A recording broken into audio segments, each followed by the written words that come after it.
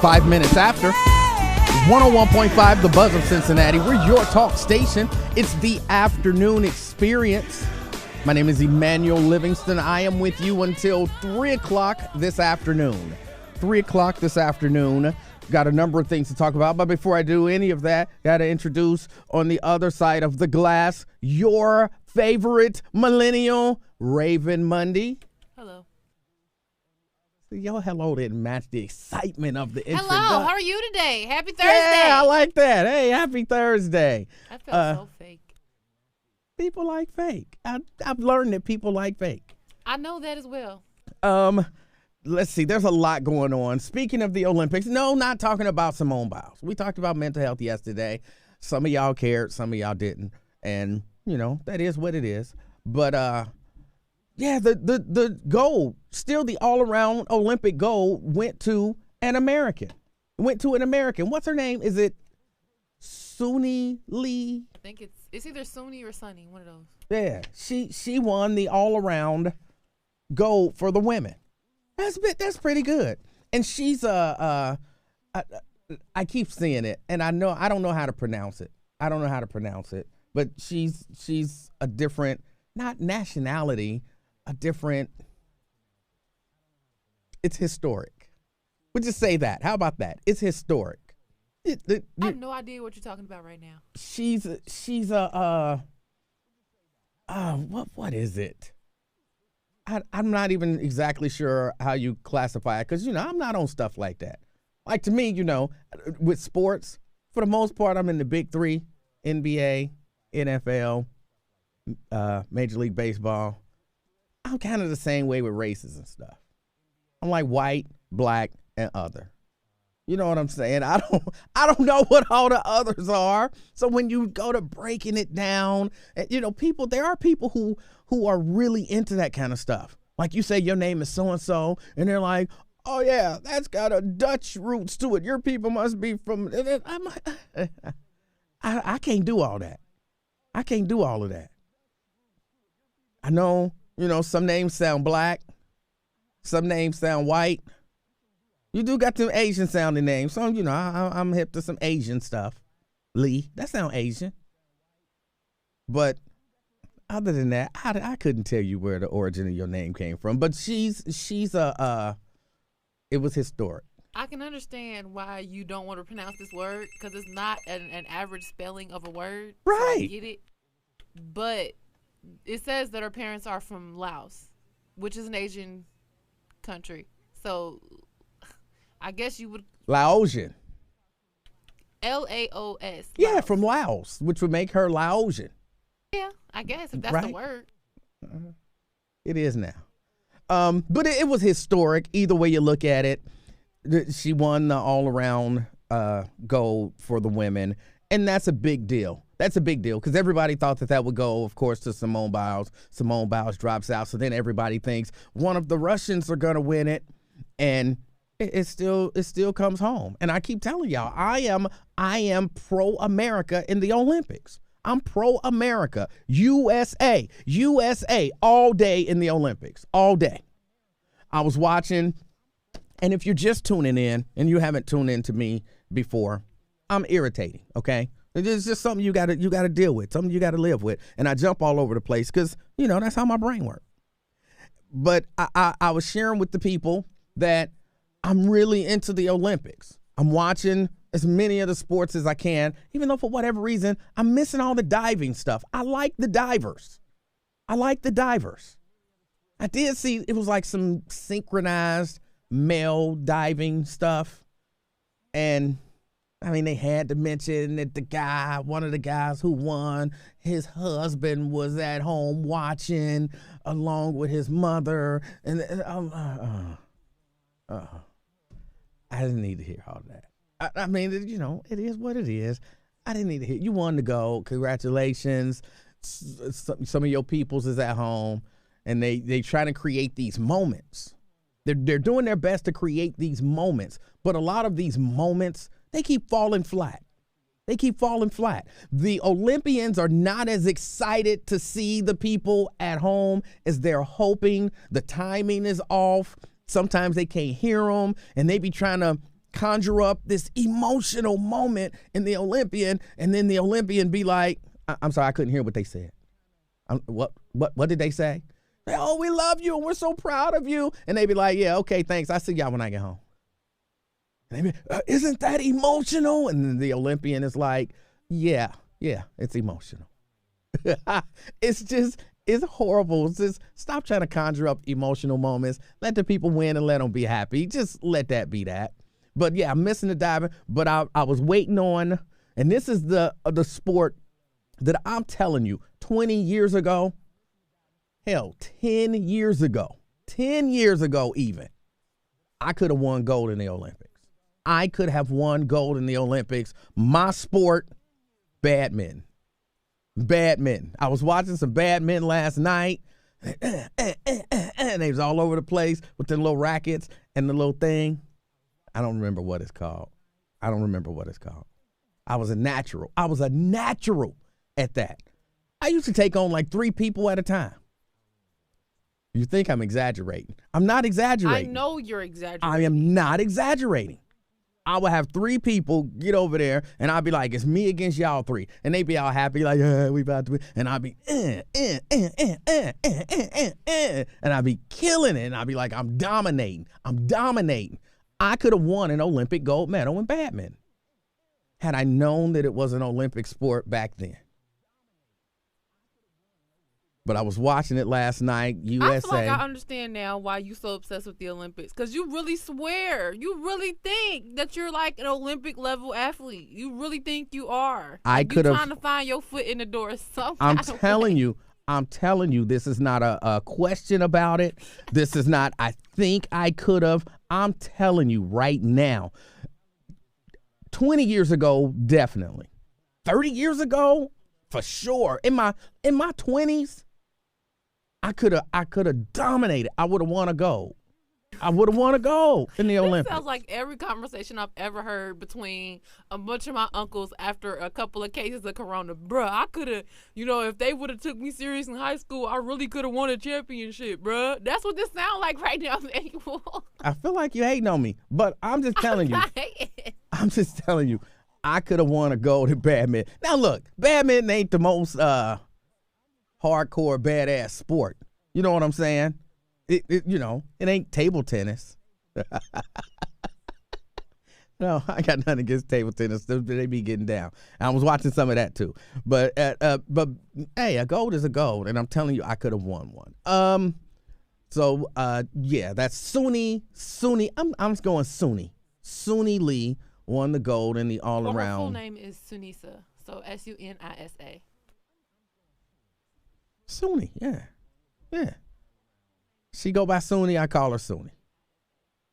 And but yeah, it was some good stuff. Now, okay, I got like 2 minutes before I get out of here, and for a break. I'm not taking a mental day off. See, I thought I would go there. I'm getting out of here. Mentally, I can't handle it today. No. I got to take a break. But I do have another story. I don't know why these things keep happening to me. And then I have actual news stories that I want to talk about. So I'm out last night after church. It's around 8:30 something. And I decide I'm going to go pick up a sandwich. I haven't eaten anything today. I'm going to go pick up a sandwich. And I decide, you know what, I think I want to try that chicken sandwich from the Colonel. I'm not going to say the name of the restaurant, but you know what I'm talking about. The chicken sandwich from the Colonel. So I want to try that. So I go to the Colonel spot, and I pull up to the drive-through window, and I'm sitting there, and a few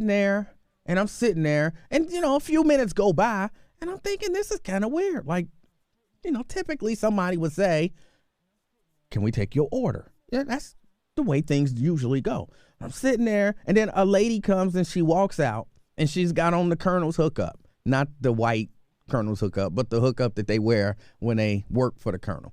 And she says, we're not taking any orders at... I didn't catch the last word she said because she drifted off as she got to the end of the sentence. And I said, excuse me? And she said, we're not taking any orders at... And me, I'm thinking, because y'all know I learned that I'm slow at the Apple store. So I'm thinking, I don't want to be slow. So I ask one more time. What? She says, we're not taking any orders at... And in my head, I say, okay, they're not taking any orders at the drive-thru. Maybe that's what she meant. They're not taking any orders at the drive-thru. So I say, all right, well, I'll come in. And she says, we're not taking any orders at the... what? I said, hold on, are y'all closed? She says, no, we're not closed, but we're not taking any orders at this time. I said, I'm not sure what that means. You mean at the drive-thru, y'all not taking orders, I got to come inside. She says, no, we're not taking any orders at this time. I said, so y'all closed? No, we're not closed. I don't understand what's happening now. Y'all open. Yes, we're open. Open for business. Yes, open for business. But y'all not taking orders. No, we're not taking orders. I said, then y'all closed. That's the devil. A restaurant that's not letting you order food, they're closed. No, we're not closed. So I could come in. Well, no, you can't come in. And y'all not taking orders at the window. No, we're not taking orders at the window. We're not taking any orders right now. Okay, I just drove off. I know I'm slow. So you help me understand, Miss Mundy, just before we go to break. 20 seconds. What am I missing there? The only way I could really explain this, because they were close, but like if I was, because if it were me and I was out doing, because you know I Uber, if I was out and I had to pick up some kind of order, and it happens from time to time, as a matter of fact, especially with COVID. Sometimes I'll go to a restaurant and I'll pull up to the window and they'll say, well, we didn't get that order, or we're not serving orders right now because we're short staffed or whatever. And so I just have to, when I go into the app and I have to tell these people why I can't pick up this order, the only option I have is that the restaurant is closed. So they're closed. They're closed. If you're not letting me come in to get this order or pick it up from the window, you are closed. You might be in there.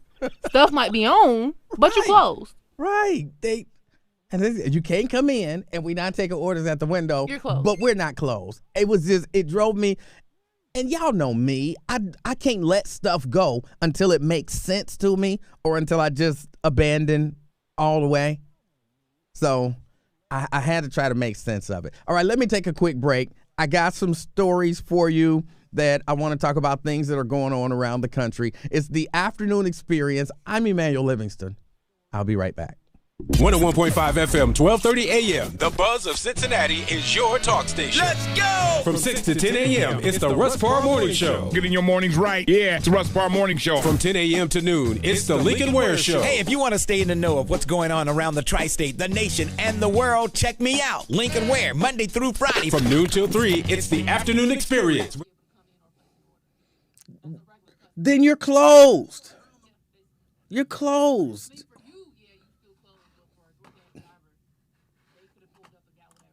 Well, I tell you, I was so frustrated. Let me see. Tony, hold on. Is the YouTube page is up? Yes. Jabbar, Maria, Kenny, Russell, Candy D, Miss Lucky Charm, Tony. Those are the people who have commented so far on the YouTube page. Let me see. Over here. Richard, Alicia, Myosha. No, I would not have won a gold in diving or in gymnastics or in boxing or in fencing or in skateboarding, but badminton, I would have dominated. Glenn wants to know what flag would I have worn. Francis, don't want somebody to talk long. Nikki, and she just hating. Scott. Brenda, Brent, Tria, Carolyn, TC, Jason, couple Jasons actually, I think. Vanita, Marvin, Come on, why this mouse acting up?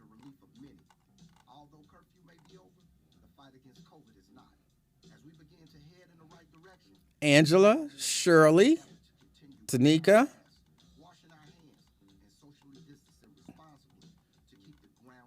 I think that's about it. I don't see anybody else. Ras, I didn't say. Antonisha,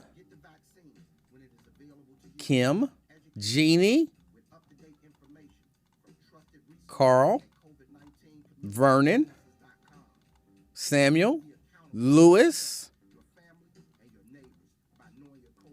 Table tennis is a great Olympic sport. I was never good at table tennis. I think that's everybody. If I missed you, Benita, sorry. Good afternoon, everybody. If I missed you, I'm sorry. I had to move the little glass thing, but I think it gives y'all more of a glare.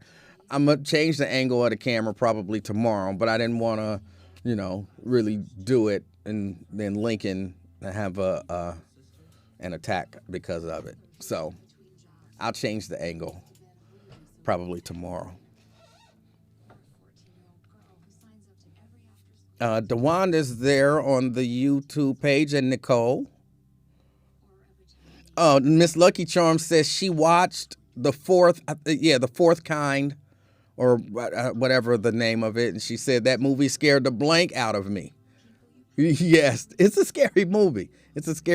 At the end of the show, after the show yesterday, we were talking about scary movies, amongst some other things that we will not revisit. But yeah, that's a pretty scary movie. Take us with you wherever you go. Download the Buzz app for your smartphone today. For details, go to thebuzzcity.com.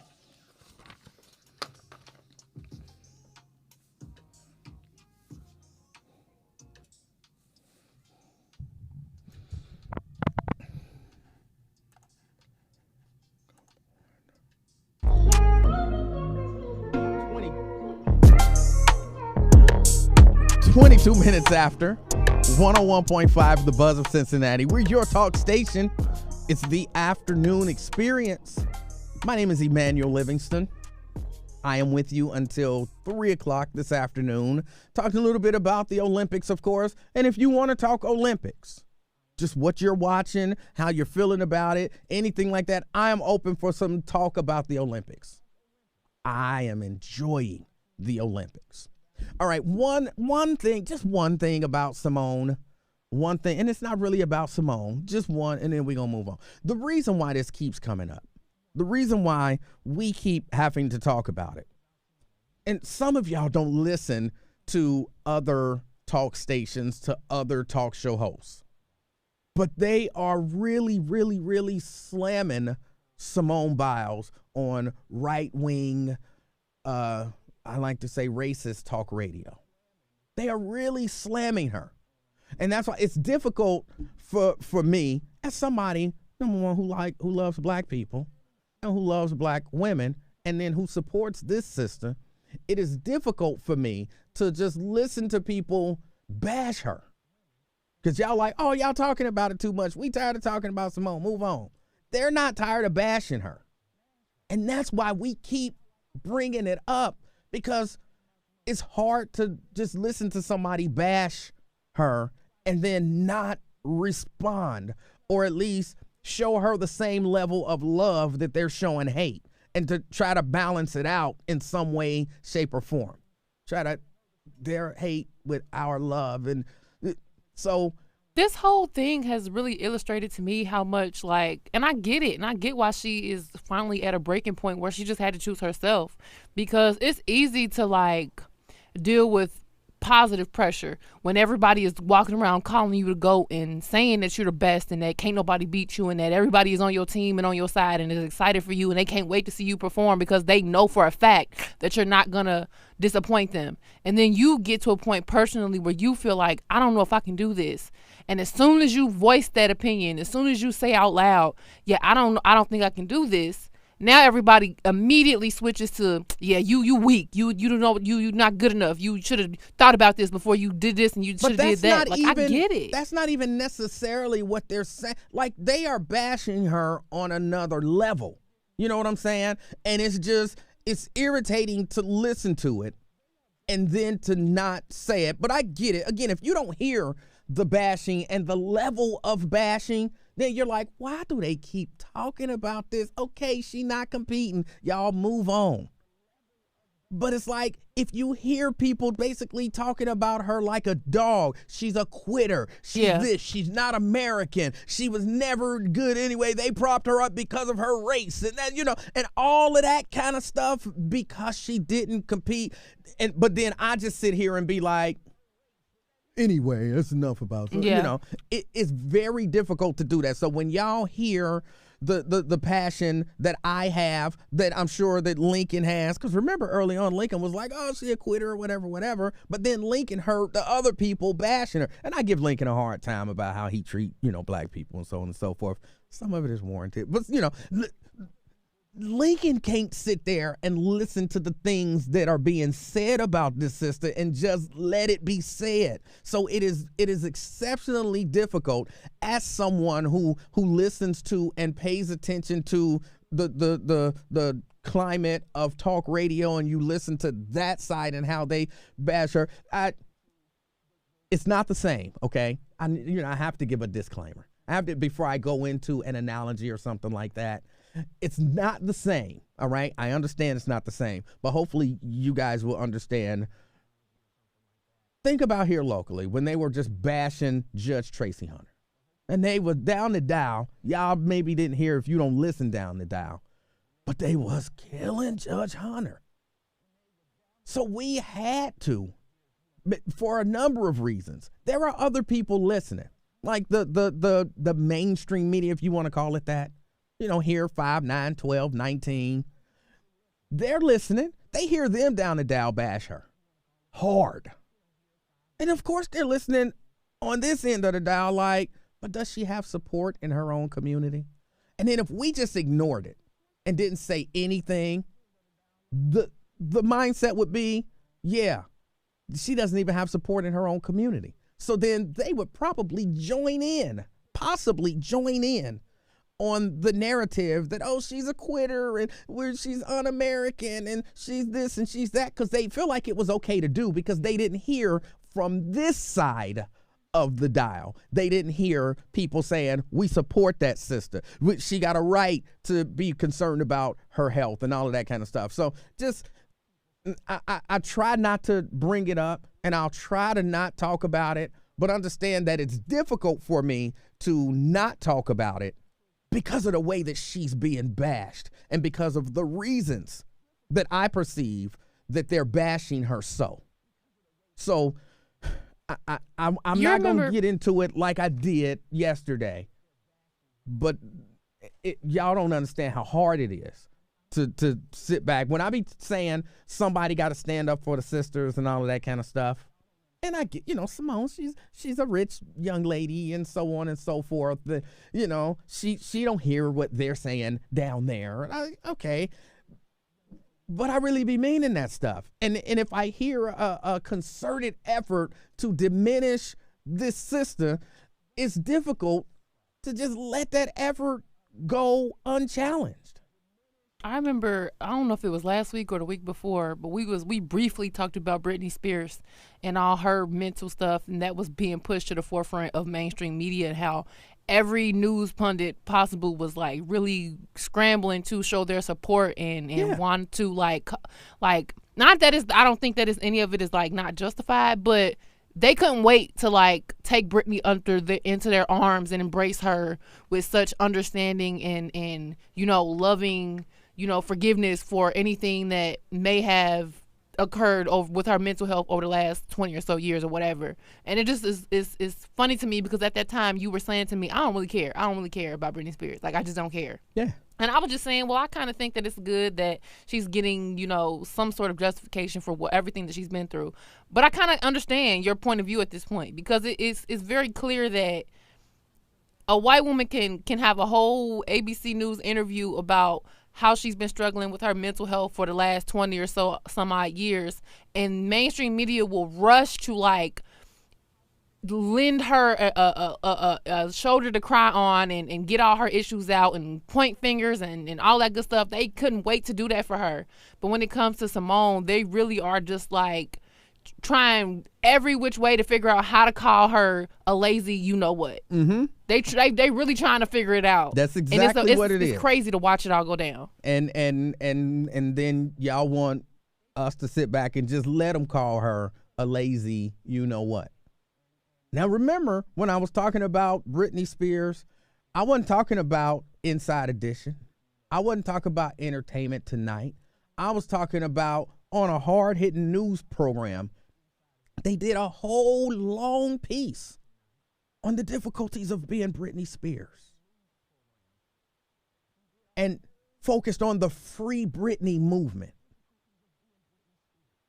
highlighting all of the issues that she had and how, basically it wasn't her fault because they were mental issues and nobody can blame her for that. And she's been treated so badly.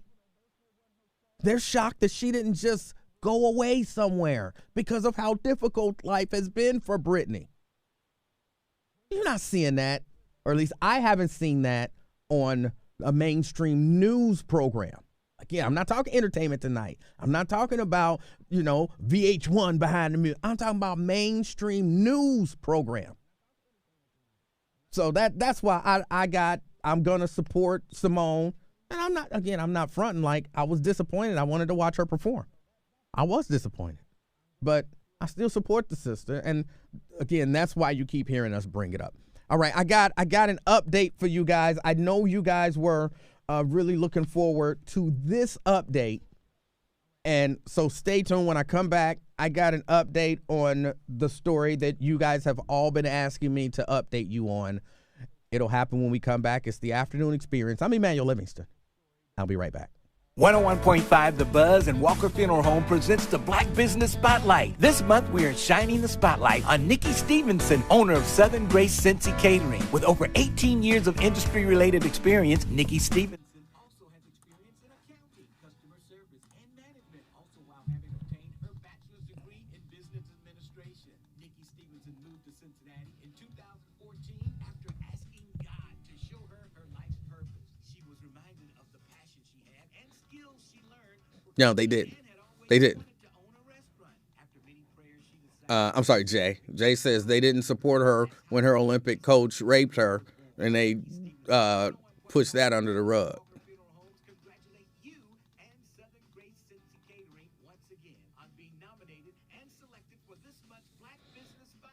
Brenda says, E-Man, damn it, she won goals. I will not question her moves. You might have typed that, hopefully, before I explained why it's important for us, or why it's difficult for us to not talk about it. Angela says, call them racist and be done. It's not that simple. All right, think about this. Judge Tracy Hunter, she's under attack, right? She's under heavy, constant attack. And Lincoln just comes on the air and says, the people who are attacking her are racist. All right, now let's move on. Yeah, the Metro, they're not going to. How does that help Judge Hunter? Oh, they're racist. And then we move on. No. Sometimes you got to get deep in it in order you got to balance that out. I know, look, for a lot of y'all, like, talk radio is just some entertainment. And I get that that's what it can be. And for a lot of people, that's what it is. But for a lot of other people, it's a lot deeper than that. People, I don't know how to really explain it. People listen to what goes on here. And it shapes, on the news, for example, the way that they report stories, the way that they cover stories. At City Hall, it shapes policy. So while it's just entertainment for you, again, if I just say, they're racist for talking about Simone Biles. All right, now let's talk about this. But they down there hitting her for 8 hours a day straight. The people who are covering it, who are listening, because they want to get different perspectives. They're getting no perspective here if I just say, they're racist and move on. I didn't talk about it. They're getting no perspective. So then when you turn on the news and then you start seeing stories about how bad Simone Biles is and how un-American she is, they listened. And they didn't believe that she had support down here. So for them, that's the predominant theory. So that's the way they gonna roll with it. That's the way they gonna slant the story. Then we gonna be mad, like, why are they doing the story like that? Why are they telling the story? Because they didn't hear that other opinion to be able to say, oh, wait a minute, there's another perspective out there. So maybe we try to tell the story a little more down the middle. Because they hear it, they know there might be some pushback. And I don't do a good job of explaining it, but understand that it's much more important than just saying they're racist and then we move on while they do it 8 hours a day, 5 days a week for the next 2 months. Lewis says, y'all didn't help Judge Hunter. She still went to jail. I didn't have a show when she went to jail. Not that I would have helped. Not that me having a show would have helped, but I would have definitely been a lot. They did Judge Hunter wrong. And I reject, even though I didn't have a show, the idea that our discussing the issue didn't help. Our discussing the issue helped get the issue out. It helped rally support for her. It helped do a number of things for her.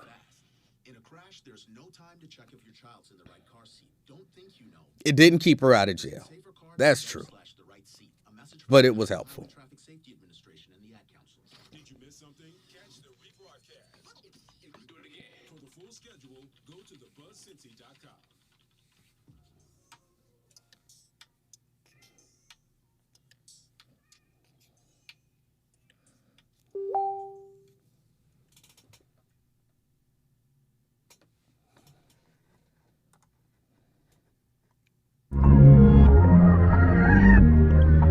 Thirty-seven minutes after 101.5 The Buzz of Cincinnati. We're your talk station. It's the afternoon experience.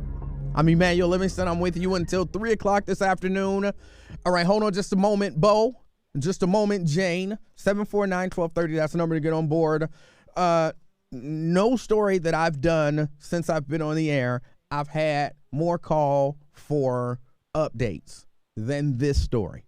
And so because you guys want the updates on this story, I will give you the update on this story, and then I'll go to the phone. Jason Kelly, 19 years old. Y'all remember him? The young man who's accused of making sexual contact with a horse? Him. He's got a simple defense, and his attorney came forward with it. He says, it wasn't me. It wasn't me. I said, but we got a video of you. He said, it wasn't me. It wasn't me. You are clear in the video. We see you standing there and with the horse. It is clear. It wasn't me. It wasn't me.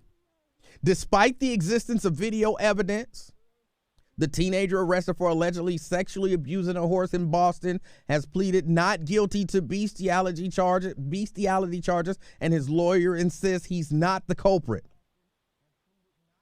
He was finally released on Friday after being held without bail, waiting for his dangerousness hearing. He has to now wear a GPS ankle bracelet. He has to undergo mental health assessments, and he has to stay away from horses and stables. Yes. It got to be some jacked up stuff that you've done in your lifetime if you are legally not allowed to even go near a horse. Like, that's, you like, what kind of life choices are you making that you are legally not allowed to go to be around a horse?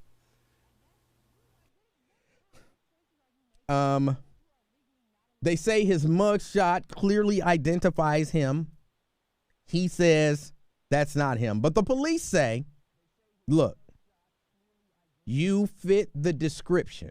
You're the same height, build, skin tone, haircut, everything as the person in the video. And he just contends it wasn't me. It's a case of mistaken identity. If you get caught messing with a horse, are you actually going to admit to that in front of no matter whether they got you on camera or not? Are you ever actually going to admit to that? I'm just going to say he said, the person appears to be a black man, but he said it wasn't me. They say he masturbated and sexually assaulted one horse about 10 times. And police say that the horse in question displayed evidence that is consistent with animal sex abuse. They say the horse moved away several times and elevated her leg in a kicking motion.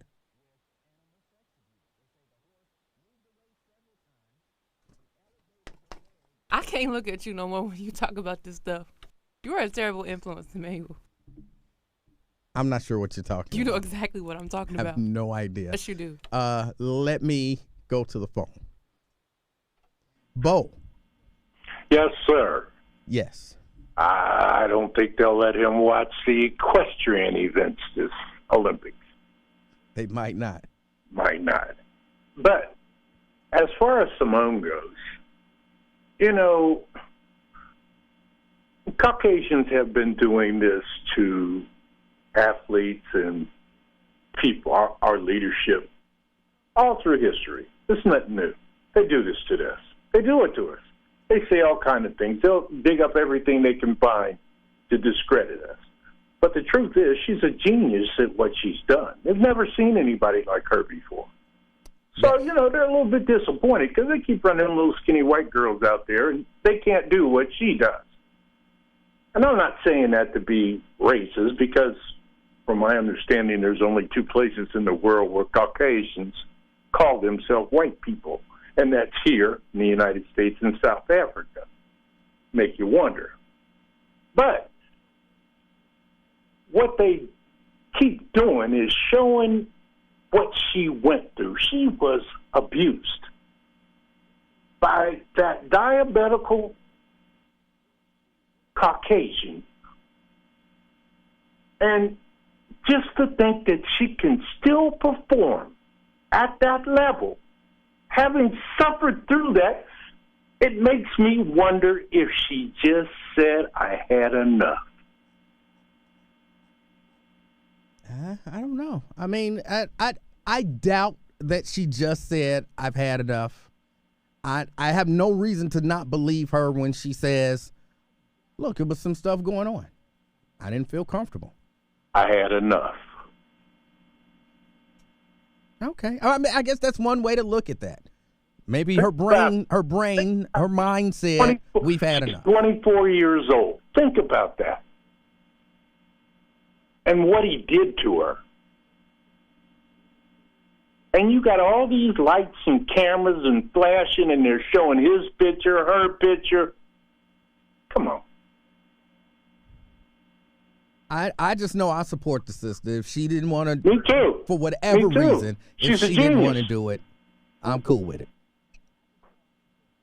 Thanks for taking my call. All right. That's Bo, 749-1230. That's the number to get on board. Jane, hold on just a moment. Let me take another break. It's the afternoon experience. I'll be right back. 101.5 The Buzz. Connecting you to information and events happening around the city and around the tri-state. Here's what's buzzing this week. Hey, this sweetest day.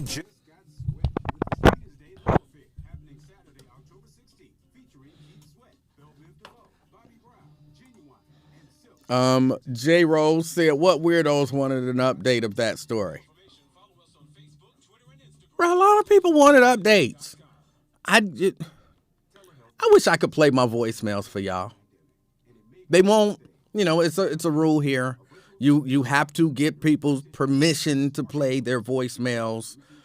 But But I wish I could play my voicemails for y'all. Y'all, you would be shocked at the things that people want to discuss or want to hear more about or that they want an update on and all of that kind of stuff. You'd be shocked. Hey, it's Lincoln Ware from our good friends over at Jeff Weiler Buick GMC on Route 18 in Florence, Kentucky. Stop by to talk to the folks out there and be sure to check out their huge inventory of new Buicks and GMCs. After you've done your Constance says she's still tripping off Blade thinking he a vampire. He just plays a vampire on the radio. He plays a vampire on the radio. I got to talk a little bit about the coronavirus and these mask mandates that are coming up and how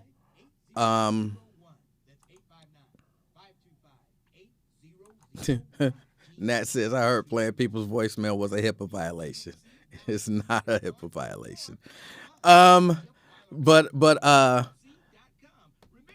these mask mandates that now private companies are beginning to latch on to. And I am quite disturbed by that. I am quite disturbed by the idea that these private companies are requiring masks. Talk about it a little bit.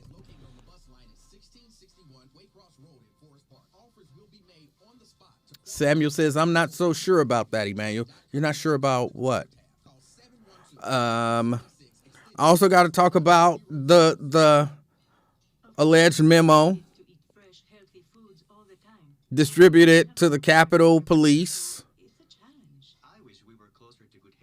saying that Capitol Police they're supposed to arrest staff and visitors who refuse to wear masks. We really going back to arresting people for not wearing masks? Why? I don't know.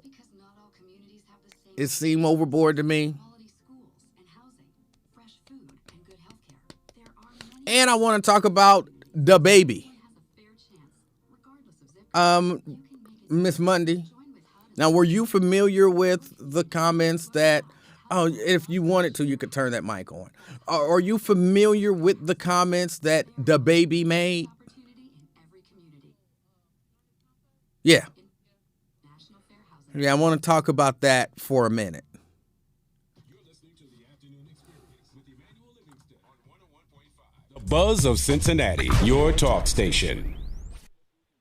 I don't even understand how they didn't understand you in that Mary joint. Yeah, I Kick know, that old man. robotic, futuristic George Jetson Yeah, crazy joint. down, 12 minutes to the top of the hour. 101.5 The Buzz of Cincinnati. We're your talk station. It's the Afternoon Experience. My name is Emanuel Livingston. You know, I'm with you till 3 o'clock. Let me take this time, because I haven't done it like all week.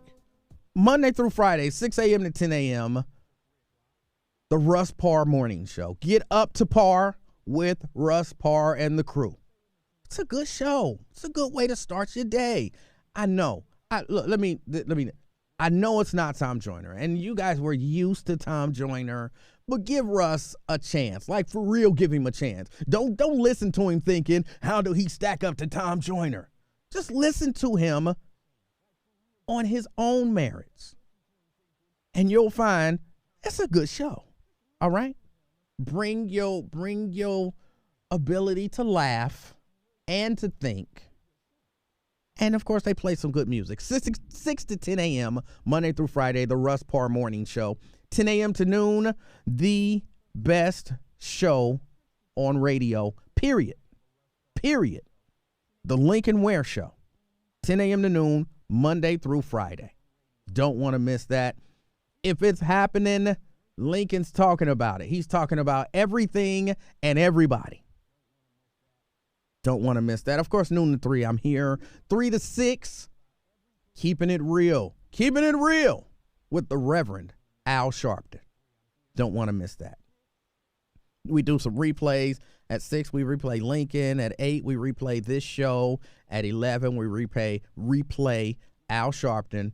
Then at 2 in the morning, 2 a.m. Some of the best gospel music you've ever heard. Like, the station is literally touched by God. You don't want to miss it. Don't go anywhere. Just keep your radio on 101.5 FM or on 1230 AM. Or, just download the app and just keep it open and listening. Use up all the data that you can. And if they start throttling you, oh well, it'll be worth it because you'll be listening to the buzz. 749-1230, that's the number to get on board. Let me get Jane in here. Jane, you're on the buzz. Good afternoon, King and Miss Mundy. Good afternoon, Jane. I heard on Russ Parr's show, I think it was a couple weeks ago. All right. He was talking about Britney Spears, and they said they're going to try to make a law that people can't do people like that. I think Prince was done like that, and you probably don't know Tina Marie. She stopped singing. And I heard him say a lot of people were done like that. Done like what? Taking their money, saying they're crazy. Prince said he wasn't going to slave for him no more. I'm not sure what you're talking about. Well, Britney's father... Oh, you're talking about Britney Spears. Okay. Yeah, Britney. Okay. What did I say? No, you didn't say, so I wasn't sure what you were talking about. I meant Britney Spears. Russ Parr, on his show, they said they're going to make a law where they can't do people like that. But this is what I want to say. For Simone, she got the weight on her shoulders. Didn't she get raped by that one guy? Well, I don't know that I believe so, but I'm not 100% sure that she came out and outright said it, but she did kind of allude to the fact that she had been a victim of some of the sexual misconduct that happened. Well, I want to say one more thing is, I'm on her side too, but I want to say one more thing. I think a lot of these, I know we talk about sports, but I think a lot of these singers, young singers and actors, I think they have little mental problems. Michael Jackson, father beat him. Now, I know you probably didn't hear it, and beat him before he did any show. Now, he said it on Oprah Winfrey show. I think he was saying that his daddy gave him whooping. Yeah, okay. Well, we know he had some mental problems, and those actors on Different Strokes, that show. Wait, how do we know Michael had some mental problems? Oh, shoot, everybody said it.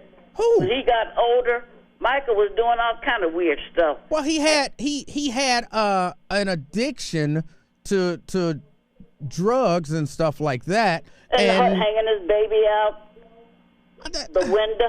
He didn't just hang the baby out the window like, hey, guess what? Look, I can hang a baby out the window.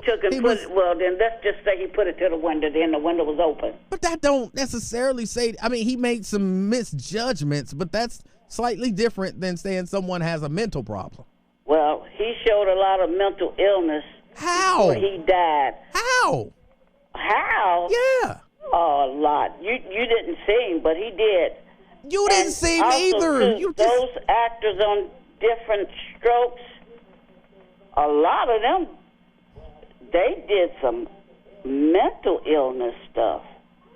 What? You go up high, and then you drop down, and you can't handle it. And yes, Michael Jackson did some mental illness stuff. You just probably didn't see him and didn't watch him. I don't believe he raped nobody. No, tell me what he did that pointed to mental illness. I can't really remember all that he did, but he did plenty. And I will tell you this. I don't believe he raped nobody. Oh, my goodness. Bye. Oh, my goodness. All right. 749-1230. Look, I think Michael Jackson to a lot of people was weird, even though I think some of that stuff was for publicity's sake. He had addiction issues, and I guess if you're considering that mental illness, then okay. But, and he did the whole plastic surgery thing. Other than that, where did he show us signs of mental illness? I think you're just making that up, Jay. I think you might just be making that up. 749-1230. Let me get Joyce in here. Joyce, you're on the buzz. Hello, Emanuel. How are you doing? I'm fantastic. And well, you? You named a few things right there. Okay.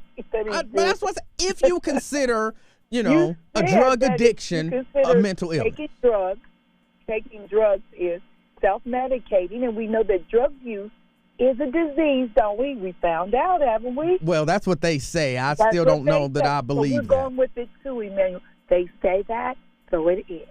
Okay, let's just go with it. Now, okay, back to Simone Biles. I was so disappointed listening to Lincoln disgustingly try to say how disappointed in her he is. Not that he's disappointed he can't see her at her high level perform and see that exquisite body and the eloquent acts that she does. No, he's disappointed in her that she has a mental problem. And she has some type of mental disability. I was disgusted with him, and you heard it, and everybody did. We, as African Americans, who have been many brainwashed to go along with the other society's opinion of us so many times, when they say they're hungry, we are too. When they say they're mad at one of us because we're not doing what they want us to do, we're mad too. When LeBron James decides to leave the Cleveland Cavaliers and pick two other people and they decide to get on the team, weren't people mad? Weren't they? Weren't they? They were. They were. And why? Because the master told them to be mad. We don't need to be mad at African Americans who are grown people who make their own decisions, talk to their families, their mental health experts, their physicians, and determine what they need to do in their life. We need to go along with it because we are too busy agreeing with what the other person says they should do. Now, they do want to say Simone is shiftless, lazy, and all the rest of it. Yeah. Why? Because she can't get them a medal this time. But one of the young ladies did get a gold medal. So there are other people in the world, and they should be pinning on them. But we knew, and Simone knew, as soon as she was getting these names before she did this anyway, and all the other things that might have been bothering her, she finally got fed up with it. And now she sees, as soon as she does it, they're not going along with her mental health issues and trying to give her sympathy. No. But I'm glad you said that you are, and that we have to listen first before we start jumping on a bandwagon of the other people to tear us down. All right. Thank you, Emanuel. Joyce, I appreciate your call. You know what?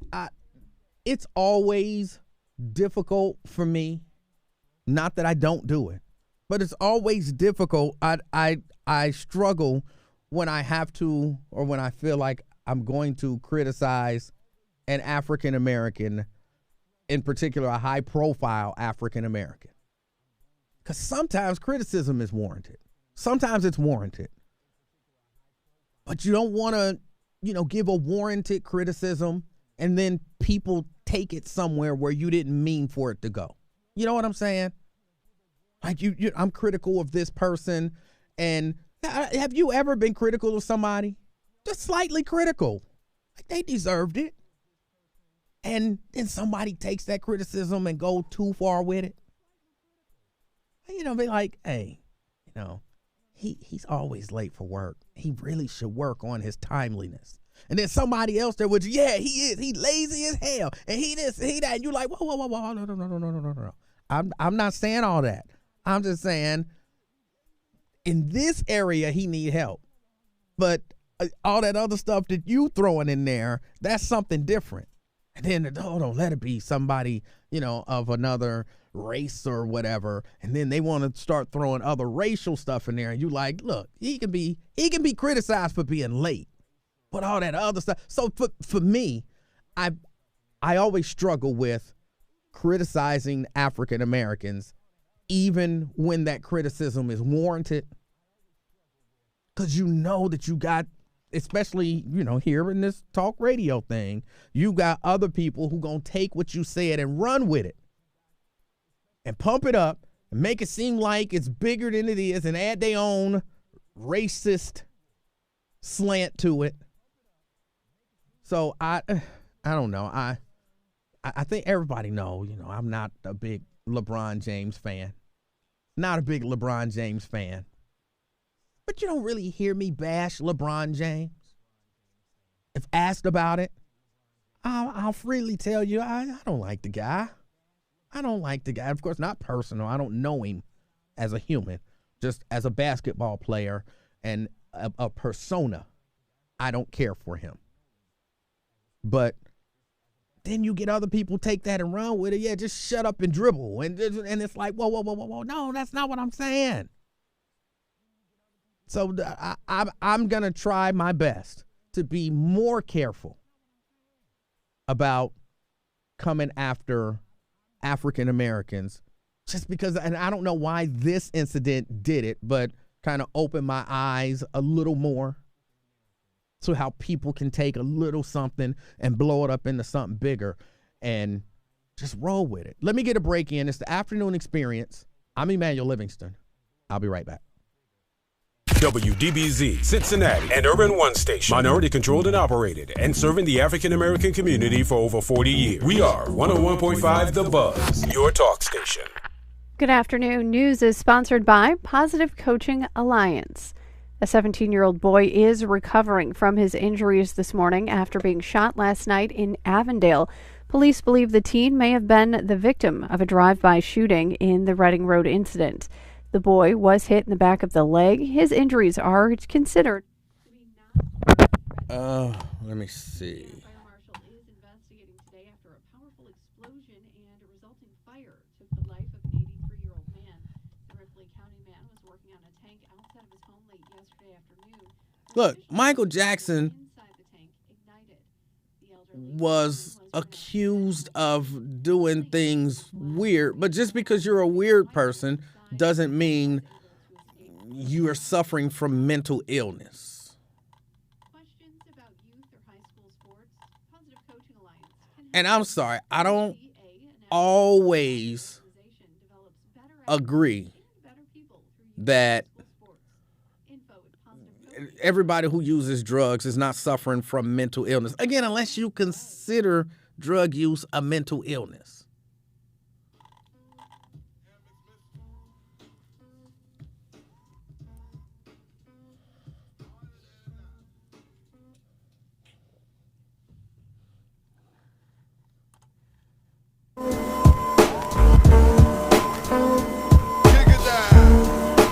Minutes after 101.5 The Buzz of Cincinnati. We're your talk station. It's the Afternoon Experience. I'm Emanuel Livingston. I'm with you until 3 o'clock. The baby. Are you familiar with this? I'm not familiar with the baby, but apparently the baby is kind of a big deal in the rap game, right? Yeah, he's like big man on campus, so to speak. Like, he's on everybody's features. He's even crossed over quite a bit with his features and doing pop and different kind of stuff. So his name carries weight right now in hip hop. Well, he was at a concert. This was in Miami. What's the concert called? Rolling Loud. And he said, I've been hearing about this. He was dropped by a sponsor. Who was the sponsor who dropped him? I know you know all this stuff. Say it one more time. Boohoo Men. It's a clothing retailer. Boohoo Men. It's an online clothing retailer. And apparently they're a big deal. But either way it goes, it's an endorsement. That means he's getting paid. And he was dropped by this endorser because they said he said some homophobic, he went on what they called a homophobic rant at this show. And so I'm like, what did he say? What did this rapper have to say that was so bad? So I kind of looked it up and I saw what they're referring to. And help me, Miss Monday, because maybe I'm off base here. What he said wasn't that bad.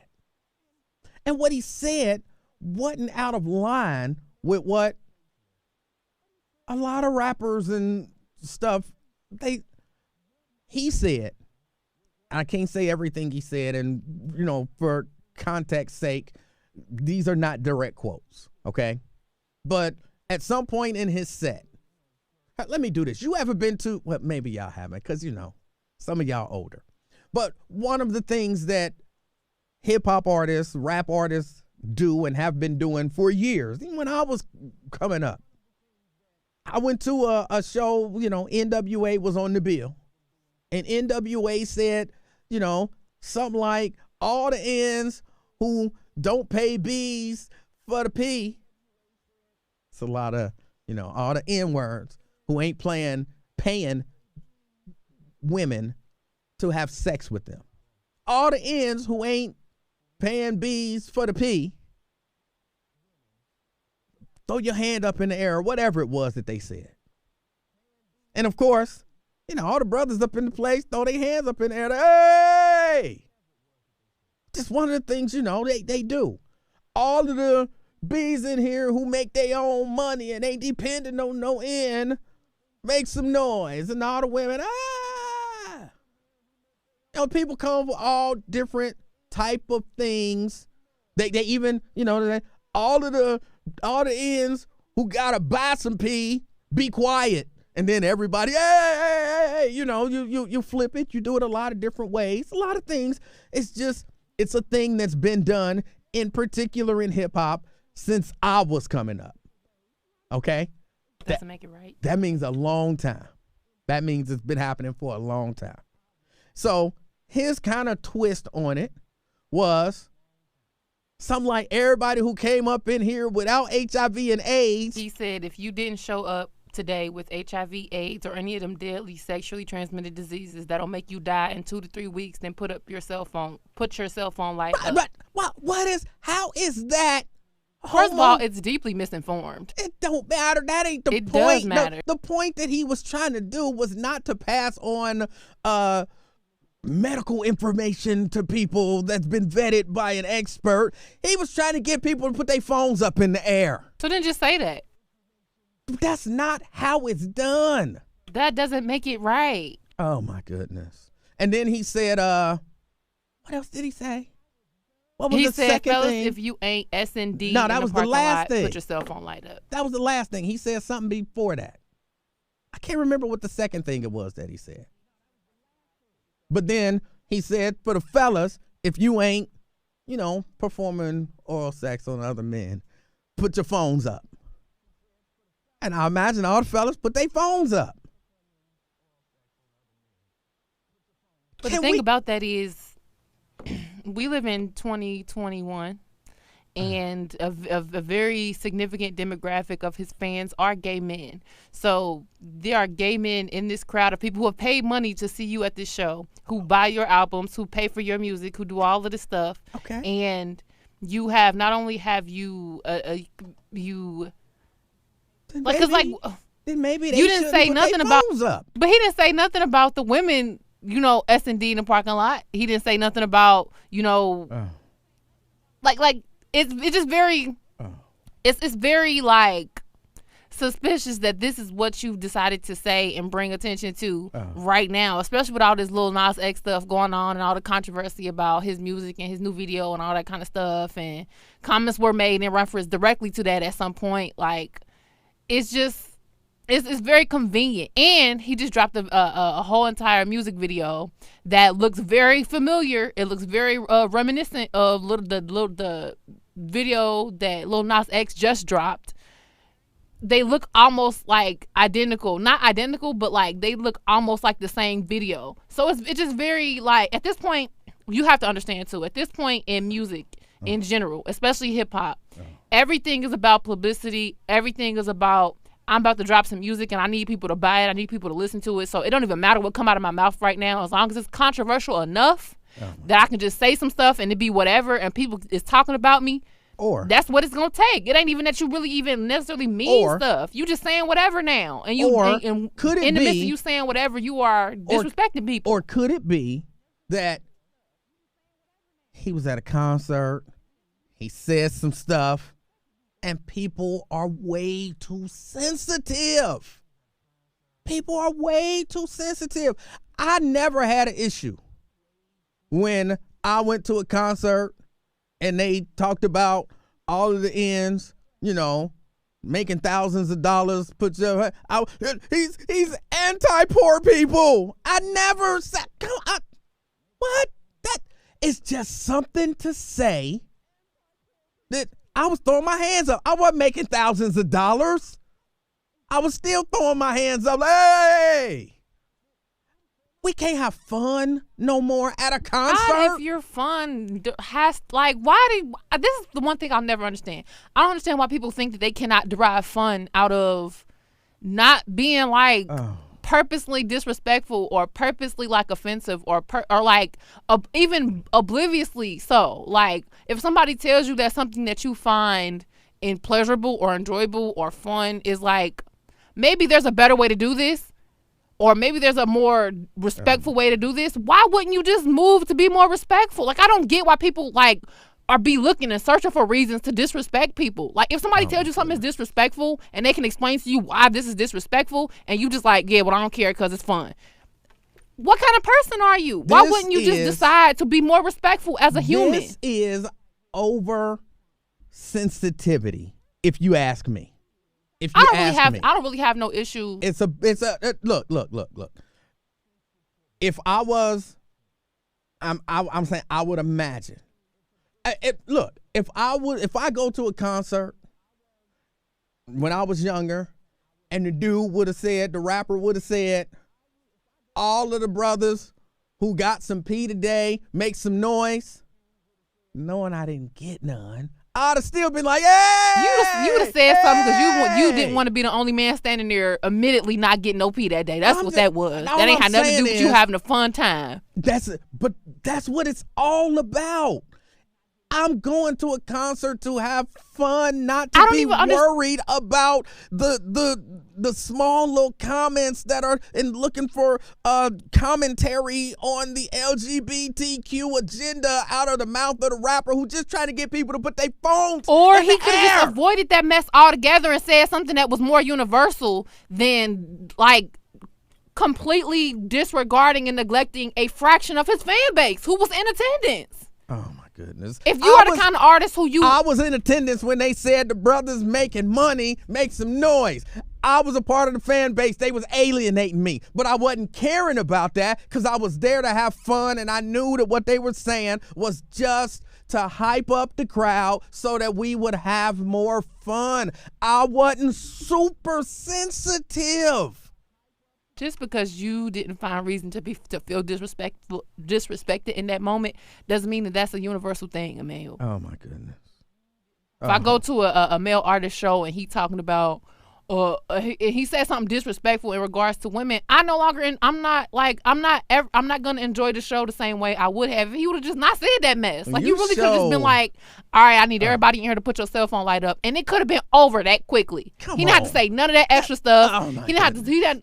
If you're a good artist, it shouldn't if your music is great, if you put on a good show, you don't have to do this extra unnecessary stuff. Oh my goodness. NWA, you would not have enjoyed an NWA concert. Probably I just not. want you to know. Probably not. I don't take lightly to somebody talk about some if you can get a chick to SOD tonight without having to pay her, then make some noise. Cool, that's your business. That's your business. That'd have been me. But from what me and my homegirls know, it's a whole lot of dudes walking around here who don't have to but do it anyway because it's easier. But that's the point. It's not about that. It's not about the truth in what he's saying. Oh, so that's what it is. It's just about the hype. You want to go to a show where you don't have to acknowledge the truth. Oh, Got my you. goodness. It's just about I'm going to a show to enjoy the music and have fun. I'm not worried about the social, geopolitical commentary made by the artist when he trying to get me to holler. You know what I'm saying? He just told you to holler. Oh my goodness. Oh my goodness. Let me take a break. We can't have fun no more. No, you can't disrespect somebody and derive fun from that anymore. Fun no more. We that sensitive now. That they're, and again, I don't know nothing about the baby. My understanding is, he got some other issues. He's shot people. He's done horrible things. Oh, his to people. time is limited. and His all of time that is kind of limited. stuff. But okay, that's cool. Get him for shooting people. You know what I'm saying? Get him for punching the chick in the audience. Get him for that. But for saying, if you're a dude and you didn't suck no D, make some noise. Hey, yeah. I'm up in this, you know. Just so sensitive. It's the afternoon experience. Got to take a quick break. I'll be right back. All the news and information you need is just a click away at thebuzzcincy.com. Just go to thebuzzcincy.com to get the latest on world events, national news, and everything happening right here in the tri-state. Plus, you can enter.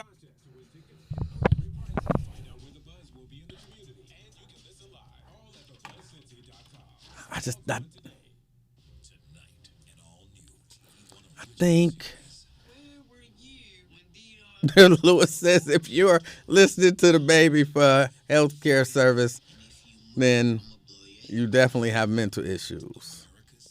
He also brought out the guy who shot Megan in the foot.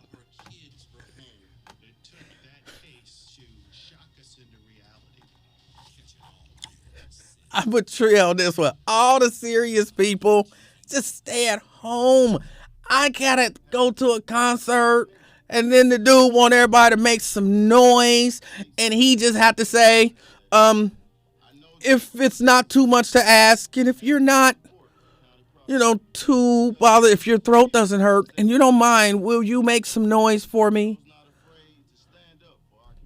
But if it's offensive to ask you to make noise, then, don't worry about it. Hey! You know what I'm saying? It's going to be one person like, hey. What was that? What was that? I went to NWA. And they was like, and excuse me for all y'all watching who don't like foul language.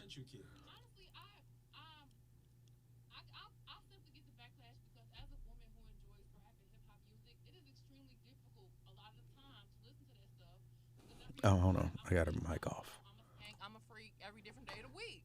So, I get how at a certain point you just get tired of hearing that stuff. I'm tired of you calling me a bitch and a hoe and a Then freak. don't go to the show. And I typically don't. Right. I don't jump to go to that stuff. But if you at the show and the man say. But this is different. This is an artist who has not been in the game that long. So we've heard a lot. We've heard a lot from him in interviews, but not specifically about how he feels towards, that particular community.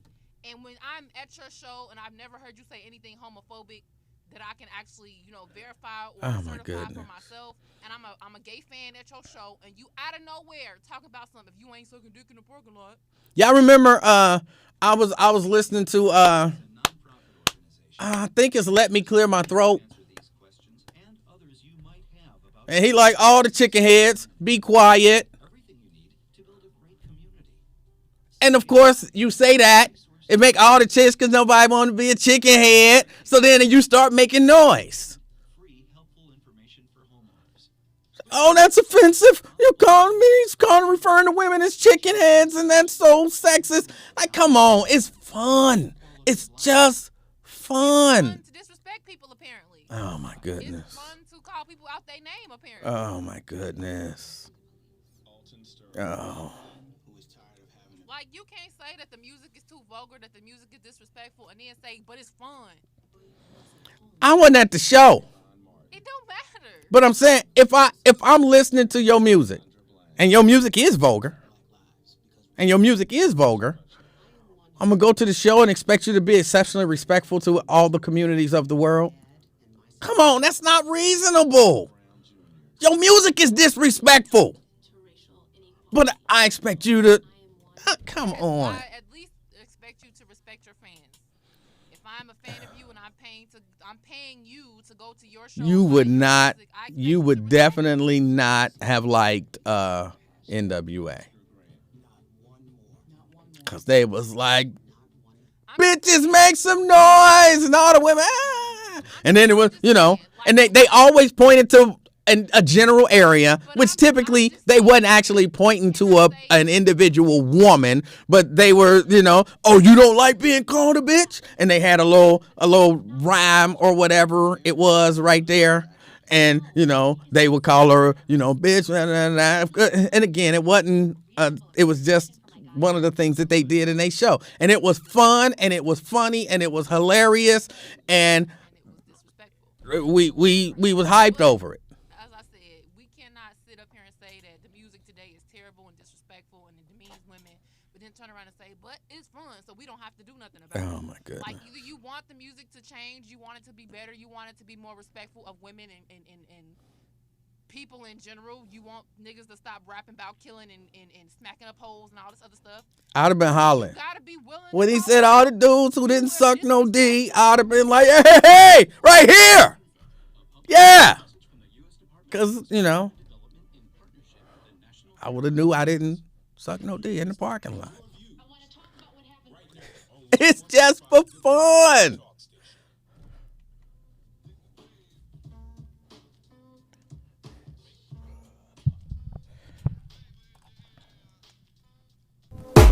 Here comes the brand new flavor. 20 minutes after 101.5 The Buzz of Cincinnati. We're your talk station. It's the afternoon experience.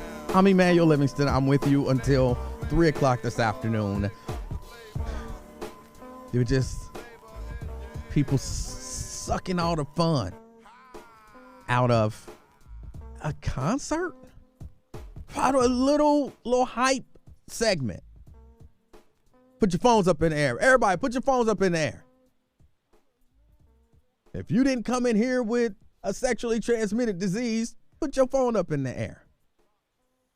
But what about his fans who have sexually transmitted diseases? Isn't he disrespecting them? He not. No. 749-1230. That's the number to get on board. Marquetta, Ty. We'll grab those other two lines in just a second. Marquetta. Hey, Emmanuel. How you doing? It was a trip. So I got to ask, did you see the Lil Nas X video? I did not. I refused to see it. Somebody told me about it, and I was like, I don't need to see it. I don't need to watch it. Oh, for real? Yes, for real. Well, I was calling in because I was just appalled that Elton John is rallying against the baby, and he is shocked that the baby would use such language. Now, this is an artist. His song, he got a song that say, "Been burnt me an N-word in front of the store where your mammy and your grandmama shop at B." But you shocked at what he's saying to a crowd of his fans? Elton John, I mean, why would he use his celebrity to rally against the baby? Here's an artist who makes his money off of the defamation of women, bravo masculinity and absurd wealth, etc. Why do you think Elton John would have such an interest? Well, I guess he felt like that was homophobic, and, he's homosexual, so. And because he's self-interested and he's concerned about the LGBTQ community, he don't care nothing about Lil Baby saying, I slip. What he say? He say, let me see one of you little N-words top that. I will turn an N-word into a converter, push me a little N-word top back. Saying he going to blast somebody in their head and shoot their top back. He's not worried or concerned. What I'm trying to get at is the message that this should send to us is that they are fine with funding music, like you referred to NWA. Growing up back then, they were just out there. Eazy-E used to have posters of him in prison clothes and handcuffs. We want Eazy. He was breaking out of jail. Right. And we have taken on that persona and made it acceptable that our performers or entertainers are derelict criminals, murderers, womanizing dogs, and they got a beat and it go like this, and we all patting our hands and feet, and these people are dying in the meantime, losing wealth, and companies like Sony, BMI, it is some rich record producers out there, don't get me wrong, But you could never make, like Lil Nas X, you said you're not going to listen to his song or watch his video, but he has the right in America to express himself as an artist, and that's how he feels. That's how he feels. So why can't the next person? Because I'm still just baffled at how Elton John is so offended at this one little line, and the baby whole catalog is a bunch of B's and N's. He's not appalled by that. No, he's not appalled by that. And again, because that doesn't affect him and his community. But he's wise enough and self-interested enough to know that if that type of language became acceptable towards him and his community, then he or people like him would be in certain danger or lose certain rights. And I'm saying black people don't have that mind frame, which is why we have entertainers like DaBaby, and I listen to the music, don't get me wrong, and Kodak Black and the rest of these people. That's why we have those type of entertainers, because we're not self-interested enough to say, wait a minute, you're glorifying murder, you're glorifying child serial killers, you're glorifying drugs, we're still trying to get rid of crack cocaine, and here you come with fentanyl. We should not be encouraging youth to take lean and Waukesha. We're not saying that. And we wouldn't, if we did, we wouldn't get the type of media coverage that this little line that DaBaby said against homosexuals. He didn't really say nothing homosexual. He said if you ain't getting no head if you're a guy and you ain't getting nobody head in the parking lot, he was just saying outlandish stuff. Right. But like what I'm trying to get at is, and I'm sure you understand what I'm saying. I do. It's heartbreaking that in 2021, like Raven said, everybody has to be accepted and respected, and everybody's rights has to be seen as legit, except for ours. Except for ours. Good one, Emanuel. All right. That's Marquetta. We don't have that. Well, I'm not even I was about to say some people step up and say things about those things and other people don't. People know that they can get away with saying things about our community, diminishing our community, and nothing's going to happen. But you can't do it about the Jewish community in the United States of America. You can't do it. And apparently now you can't do it about the LGBTQ community. But I understand what Marquetta was saying, but still, in this particular case, now, based on the things that I've read about DaBaby, because I'm not familiar with DaBaby. Not familiar with him, with his songs. I couldn't quote a lyric. I've never seen him. Again, if he walked past me on the street, I wouldn't even know to have my guard up because I don't know who he is. But apparently, he don't mind punching and assaulting and shooting. And I think I even read, and if I'm wrong, didn't he rob somebody? He's not against robbing people. All of that good stuff. Allegedly, he robbed somebody. Allegedly. But all of that is cool. All of that is cool. But if you say a line at a concert that offends the LGBT community, then you can be canceled. I get what she's saying. 749-1230. That's the number to get on board. I just think we can't have fun no more. You have to think about your fun before you begin to have fun. And if your fun is going to be offensive to anybody, don't do it. I just think that's overboard. It's overboard. Let me get a break in. It's the Afternoon Experience. I'm Emanuel Livingston. I'll be right back.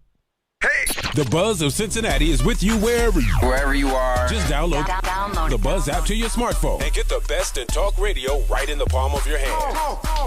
in your hand. Plus, connect to our social media all through the Buzz app. Just search WDBZ in your favorite app store and get connected today. Back. I need my controller back over here. Big tobacco companies are targeting black communities on purpose. Black people are 4 times more likely to smoke menthols than white people. Jeannie says we call ourselves B's, N's, and W's. What's a W? So why should we expect anybody else to respect us? Let's stand up to big tobacco together. Join Quit Culture for a 30-day smoke break challenge. Quitting is hard, but we can do it together. Is it about fun, or do people want to do and say whatever they want? Oh, this thing is moving so quick. I think the latter. McConnell says so he can say what he wants. Yo says, Emanuel, can you come in from your break with some DJ Quick? And quitculture.com/smokebreakchallenge. That's quitculture.com/smokebreakchallenge. Wake up and text. W. I don't know what a W is. Celia says whore. No one calls anyone a whore. No one says all the whores stand up. Nobody says that.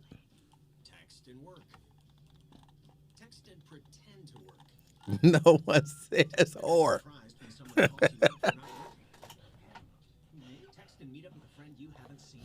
They don't call them W's. They call them H's. Text and listen to them complain that you're on your phone the whole time. Text and whatever. But when you get behind the wheel, give your phone to a passenger. Put it in the glove box. Yeah, the brothers is trying to pull some holes. They trying to pull some holes. They not trying to pull some whores. I know it don't seem like it's a difference, but it is a difference. No word in the English language is less convincing than probably. Are you sure we should get matching tattoos on our first date? Sure. Probably? It's been 23 minutes since I ate. I can probably swim. You should wait 30 minutes. Okay, now tell me what to do. Cannonball! Cramp! Oh, I have a cramp. I can probably hit the green from here. Probably. Can I get a mulligan? Ready to go? And H. Pretty sober. Yeah, I'm probably okay. I think it's A. H is a garden tool. That's a different H, though. If you're drinking, call a cab, a car, or a friend. Buzz driving is trouble. Yeah, Alicia, that song is not saying there's some whores in this house. Nobody would listen to that song.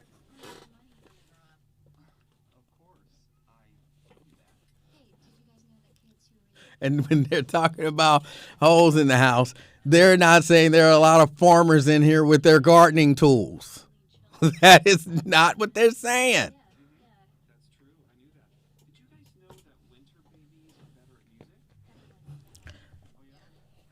I got something in my sock. I hate this. I got something in my sock sticking me in the foot. Just started just right now out of nowhere. Like a little sliver of wood or something like that, a little splinter sticking me in the foot. I have to take my sock off.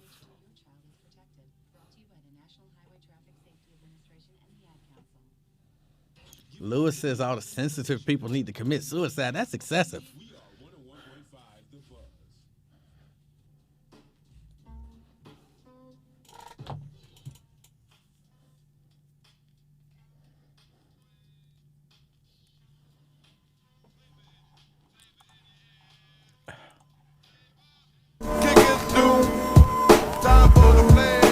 34 minutes after 101.5 The Buzz of Cincinnati. We're your talk station. It's the afternoon experience. My name is Emanuel Livingston. I'm with you until 3 o'clock this afternoon. All right, let me get Rick in here. Got a couple other things that I want to discuss. 749-1230. That's the number to get on board. Rick, you're on the How bus. you doing there? How you doing, Emanuel? I'm doing well, sir. Well, why is everybody so sensitive about what the LGBT community? What are they hitting at? If they hit you, hit them back. I would just say it's a good thing that Richard Pryor is still around. He be having so much fun with them. Now, if you heard any old, you ever heard any of his old records from the '70s? If you ever heard him, you know what I'm talking about. He'd be having a ball with them. So I don't get the picture. Oh, I know why. They're afraid of them. They're probably economically, they're the most powerful minority group in the country. And they could ruin. Could that be it? It's all about money. They don't want to hit back because they know they could ruin them. Is that it? Hold on, Rick. When you say hit back, what are you talking about? Okay, hold on. Stop. Let me finish the question. Let me finish the question. When you say hit back, okay, the baby said whatever it was that the baby said. They're offended by it. He lost an endorsement, and they're trying to cancel him. So when you say hit back, what should the baby do? I didn't know exactly. I didn't know exactly what the specific situation. I'm just thinking about in general, like they're so sensitive. And they strike out at the other, especially like you said, they strike at the blacks, and specific reasons. I don't know. And their comedians make fun of other minorities too. I'm saying, why don't you make fun of them? Richard Pryor, like I'm saying, if Richard Pryor was still around, he'd be having a ball. No, he wouldn't. He'd be canceled if he did. He wouldn't. Exactly. Exactly. It's all about the money. You're right. You hit it right out the park. That's the reason why if they let them get away with this, because they're afraid of losing their money. They're afraid of losing their careers. Right. That's the reason. What? Go ahead. Right. No, exactly. Yes. Finally, you get it. Well, then, if you're afraid of that, then just shut the hell up and just let them do what they want to do, because you're not going to do a damn thing about it, because you're afraid of losing your 2 cents, your nickels and pennies in your pocket. You're afraid of losing your mansions. So just shut the hell up and just let them do what they want to do. Okay. All right. That was really, really smart. Thank you for your call, sir. All right. That's Rick. Brilliant point. Blade, you're on the buzz. What's going on? How you doing?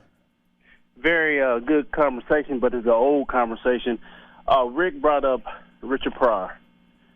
Come on, man. Richard Pryor and Paul Mooney. They told us what they used to do and how they got down. Richard Pryor had no shame in the game. The difference about these cats today, they sensitive. I don't know what they're sensitive about, but they acting like they dropped out of the sky and they knew. There's nothing new of what's going on. It's been going on. The baby, all them fake them fake gangster rappers, the Never Gangbang, they cooning. That's basically what they are. They like back in the days. Hold on, you said they were what? Back in the days when they used to put on the makeup, and perform in front of the white people. Yes. That's what today rappers and singers are today. That's exactly what they are. Because we have nothing in common with them. We have nothing in common with the baby and Lil Nas. We have nothing in common with them. So I don't know why we waste time breaking our neck over them. Like you said, now when the baby was running around robbing cats and pulling their drawers down, the gay community didn't say nothing about that. They said it was cruel and what he was doing, robbing people and whatever. But soon you say something about them. But are we going to say anything about them once the ones transform and then they go and fighting our women and beating our women up? We ain't saying nothing about that because they beat up our women. And who beats up our women? The transgenders. They fight women now. You don't see them videos where they be fighting women? No. Yeah, you got to see how they be, because they always run up on chicks and tell them, they turned their dude out and, go to their job and fight them at their jobs and stuff like that. It's always one-sided. It's like we supposed to have feel sorry for them, but T.I.'s right. They are I don't like the word bullying because it sounds so childish. They are punking people so they can get their way. So fall for it if you want to, but we're not even talking about the missing women that's going in the Midwest. Have you thought about that? No. We're talking about the baby. Well, then talk about it. Talk about it. There's a lot of missing women in Kentucky, in Ohio, in Indiana that is not hitting the news. It was a lady down here. She was an actress named Rashida Whitlock. She came up missing down here. Came up missing June the 10th, and they still haven't found her. So is she an actress with money coming up missing, and they not saying nothing about it? Imagine the ones that in your neighborhood are missing. So how many women have come up missing here in the Midwest recently? I looked up the other day, this here in Indianapolis in the last 2 years, maybe 10 or 15. So I'm imagine the missing women in your city and in your town in Kentucky. Altogether, they said in the whole country, it's maybe 1 million women that are missing, and we don't know where they at. Now, are these just women in general? Is it predominantly black women? Yes, black. And I mean, you can just look it up on the computer and just look and see the missing black women. But we really don't talk. I don't know why the national news, especially the Midwest, don't talk about that. That actress, that seemed like they should have got all kind of news. And you're right next door to me, and you don't even know about it. That she came up so-called missing June the 10th. They didn't announce it here to June the 21st. So I don't know. Like I said, the FBI told us the report. So I don't know why they hold stuff and don't tell nothing. And I just wondering who is really suppressing black news, because black news really don't get nation news. They get what we little topics that we supposed to be so-called talking about, and we go on with that. But other than that, if you change the script, you will be doing away with. But Lil Nas said next concert. Hold on, stop, Blade. You just finished talking about. Why are we not talking about these missing black women? And it's, in your mind at least, seems to be one of the most pressing issues that should be discussed. Don't give it 10 seconds and then move on and start talking about Lil Nas. Either talk about it, help us understand it, give us some ideas, some solutions, something, or, you can't criticize. If you want to talk about Richard Pryor and Paul Mooney for 3 minutes, talk about the missing women for 30 seconds, and then talk for another minute about Lil Nas X. Ain't you doing the same thing you accusing everybody else of doing? Stay on it. It's hypocritical because I'm not the one slobbing on the mic. I don't have a mic. I'm on the phone. You have the floor right now about the black women. But you have the floor right now. Don't try to flip the script. No, on me, you partner. got the floor right now. Why you want to talk about Lil Nas X? Talk about the black women. That's your topic, homie. You just brought it up. Don't piss me off, homie. This guy's crazy. What? He got mad. He got mad because he wanted to talk about Lil Nas X, even though he wanted to criticize us. But what is telling you over the phone on the radio not to piss him off supposed to do? I'm so confused. He act like he was gonna be waiting on you at 3 o'clock to come out the studio. Oh my God! I have to tell you, that caught me off guard. I gotta take a break. It's the afternoon experience. I'm Emanuel Livingston. I'll be right back. The Russ Bar Morning Show. What's up, y'all? It's Russ. You know you got to get up to par in the morning because 6 Cents will be here with the wrong songs. You don't want to miss that. So all the more the reason to get up to par in the morning. Right here on your favorite station. Okay, I'm sorry. Oh, my goodness. He caught me a little off guard with that. Oh.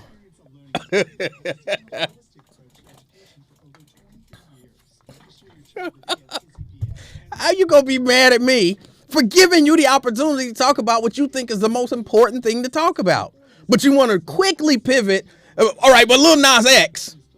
I don't care about Lil Nas X. You just told me that there's 1 million black women missing. Let's talk about that.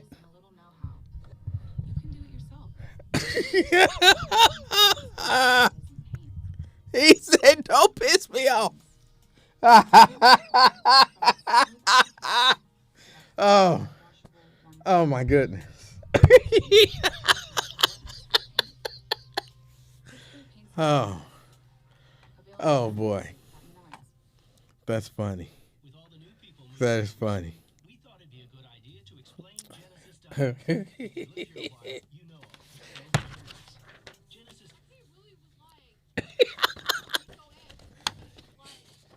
He hated when he said he hated when I try to flip it on him.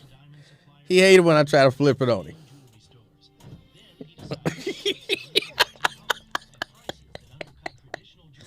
Oh. He was mad as hell. Oh. I just want to give him the opportunity to talk about the important issue, or the issue that he felt like was important. Whew. Don't piss me off, homie.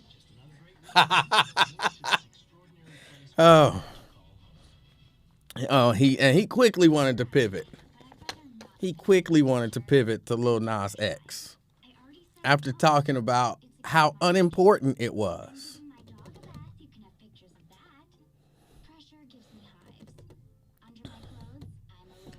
Oh boy.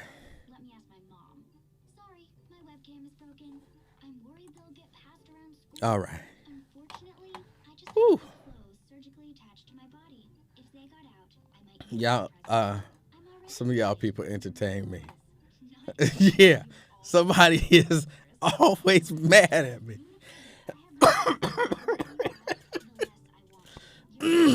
Oh boy.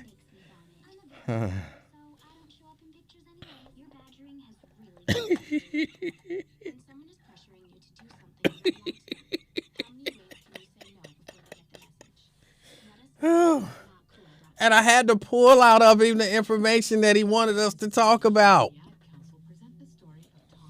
If you got the information, give us the information.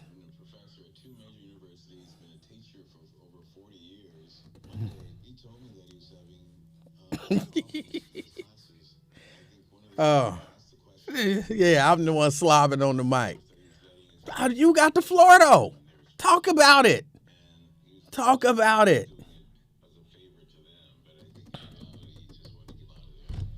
Oh.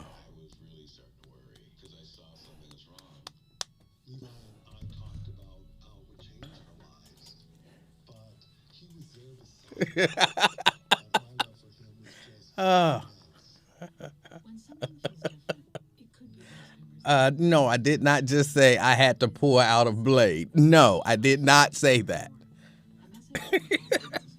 Oh, wait a minute. I think I did say it. But you know I didn't mean that.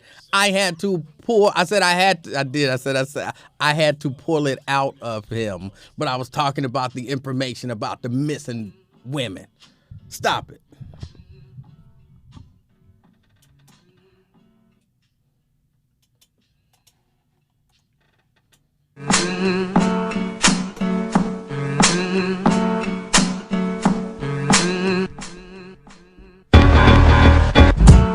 Minutes.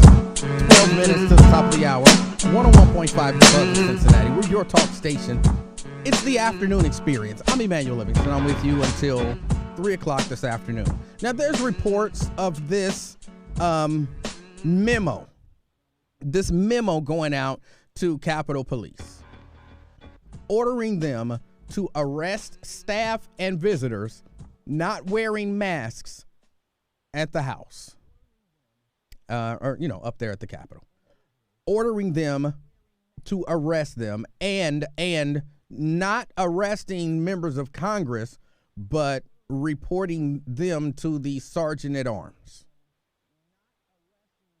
And, they're trying to play it up like, oh, this is Nancy Pelosi and this is not about safety or science. This is about power.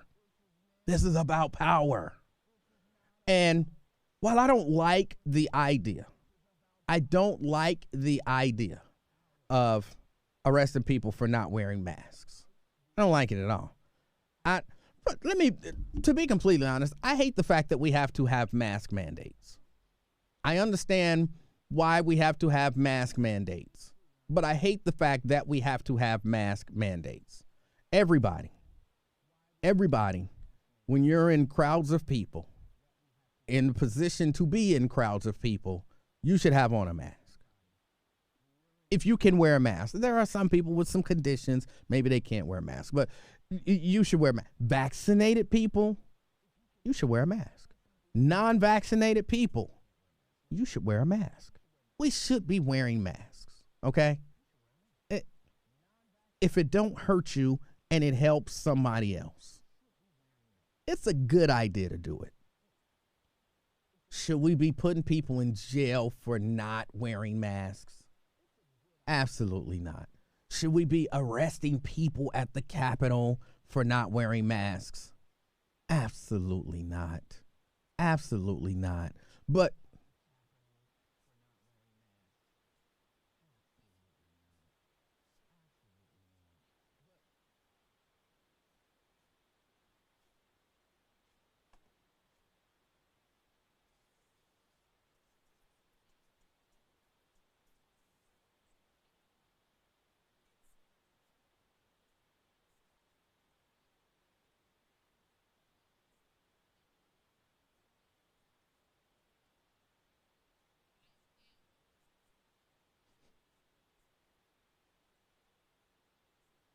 uh-huh.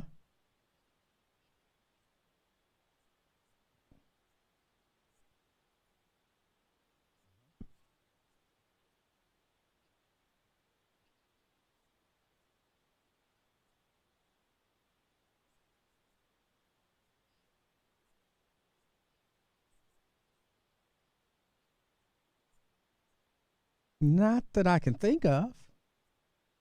Not that I can think of. I don't think we should be arresting people because of a virus going around that you may or may not know that you have. So you come to work and you didn't wear a mask, and so we call the police and have you arrested for not wearing a mask. Oh, but you don't have the coronavirus. Well, but you should have just been wearing a mask anyway. So now you go to jail? That's what it doesn't make sense. And again, even with the STD things that you're saying, if you know you have a sexually transmitted disease and then you have unprotected sex with someone, but what if you got it and you don't know you got it? You're not getting charged with that. Because there has to be some sort of I'm going to use the term culpability, even though that may not be the appropriate term legally or even educationally. But there has to be some sort of culpability. Like, you have to have an idea that you're doing something harmful to someone else. So, no, I can't think of a single thing with regard to this virus, except for, being just like intentionally malicious.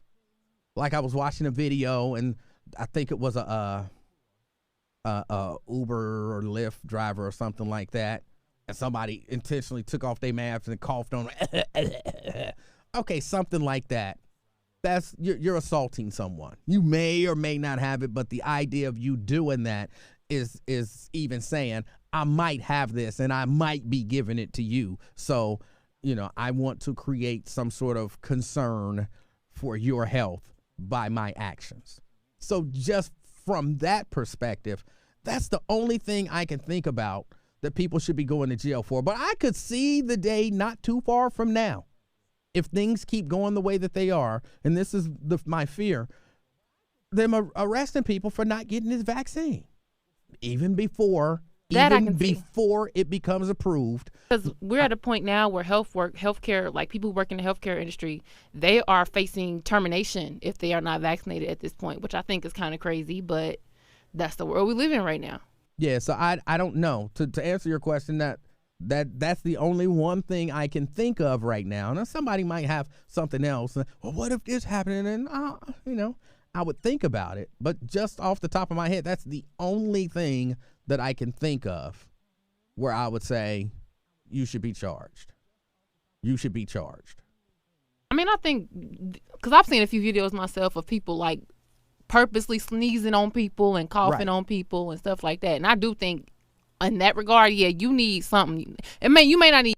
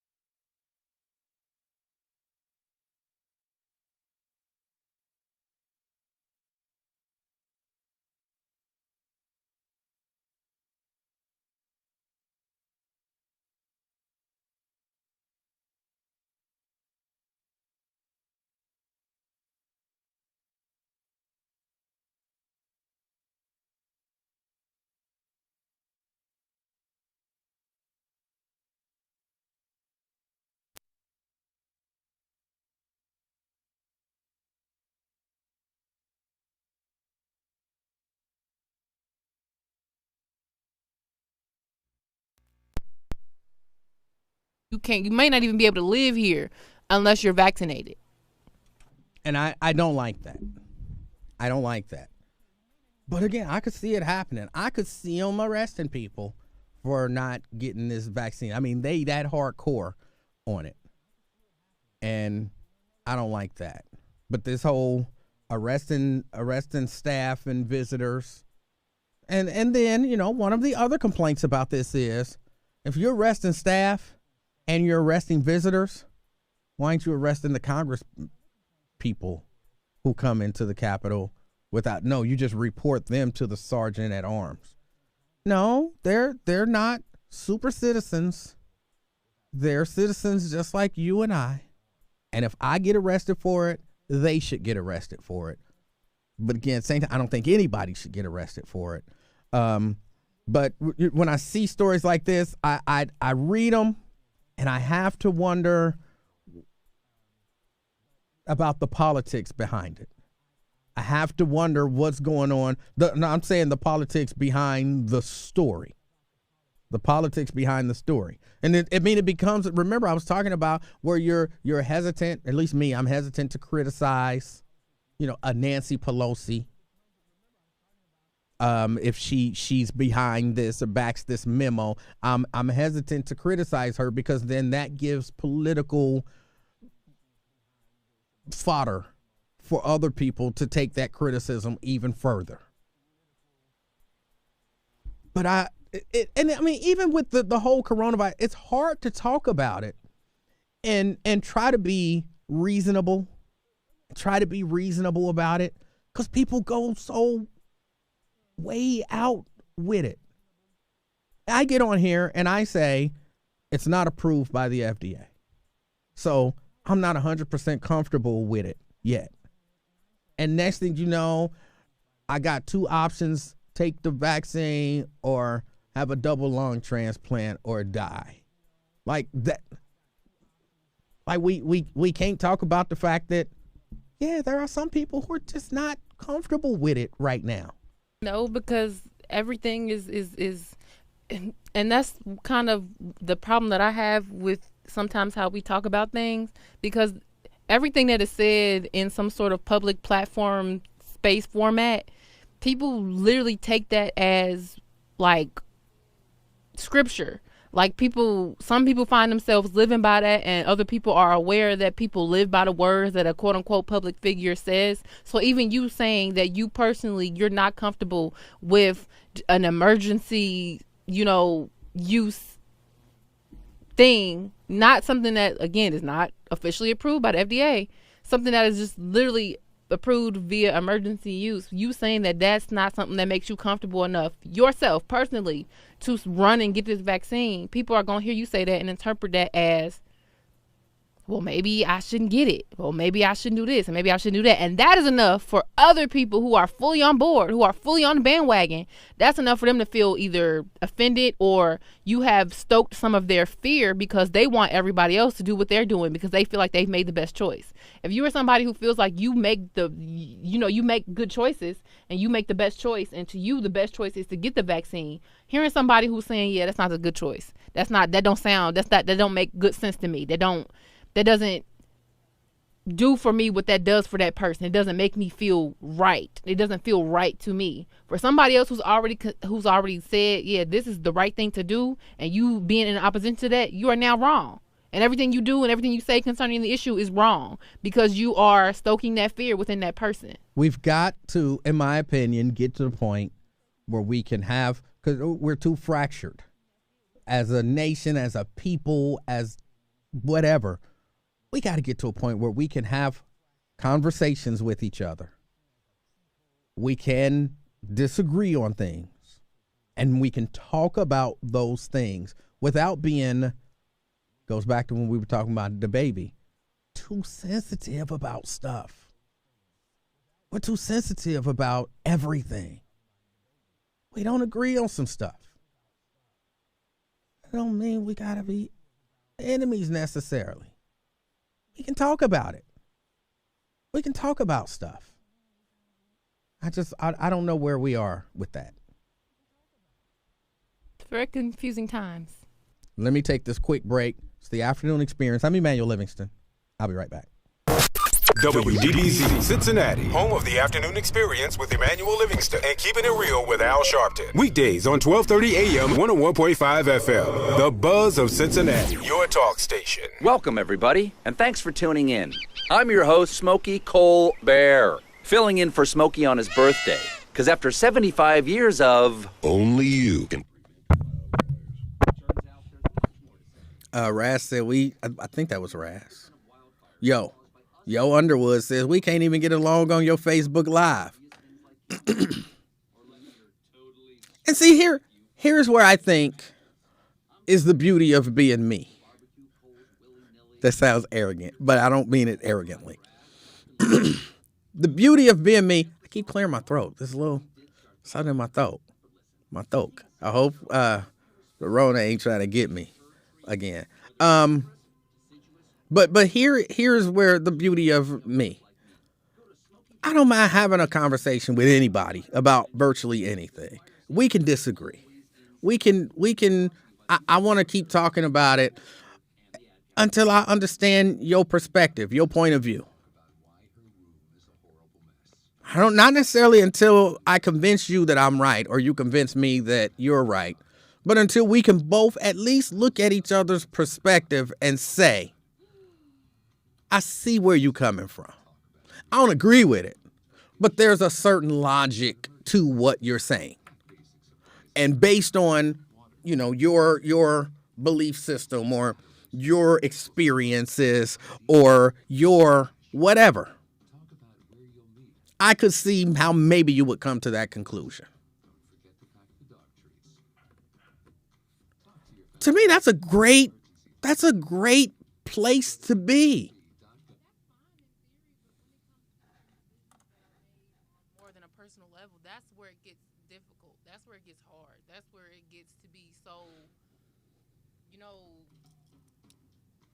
Seemingly hard to come to an agreement with, because if we both vehemently believe in what we believe and those things are polar opposites of one another, but we have to figure out how to make a decision about something that affects us all, that's where it becomes difficult. I don't know about that.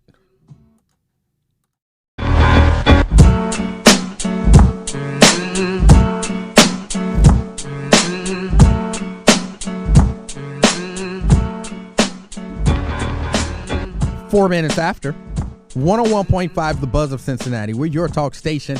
It's the afternoon experience. I'm Emanuel Livingston. I'm with you until 3 o'clock this afternoon. 749-1230 is the number to get on board if you like. If not, just kick back and listen. And there is nothing wrong with that. Nothing whatsoever. I heard my phone going off. I have no idea where it is. But there is nothing wrong with that. Remember not too long ago, we were big on police accountability. When we were talking about it, people were marching about it. And, a lot of people felt like police should be held accountable for their bad actions, things like that. Remember? Now, no, we've strayed away from that. Remember earlier, I think it was earlier this week, I brought up a story about police, and people were angry. Like, how dare you bring up a story about police doing wrong? If you say police did wrong, it means you hate police. Why do you hate police so? This happened just this week. Like, we've made that total shift, which is unfortunate. It's unfortunate because I think it's possible that things were changing. It's possible that things were on their way to changing nationwide.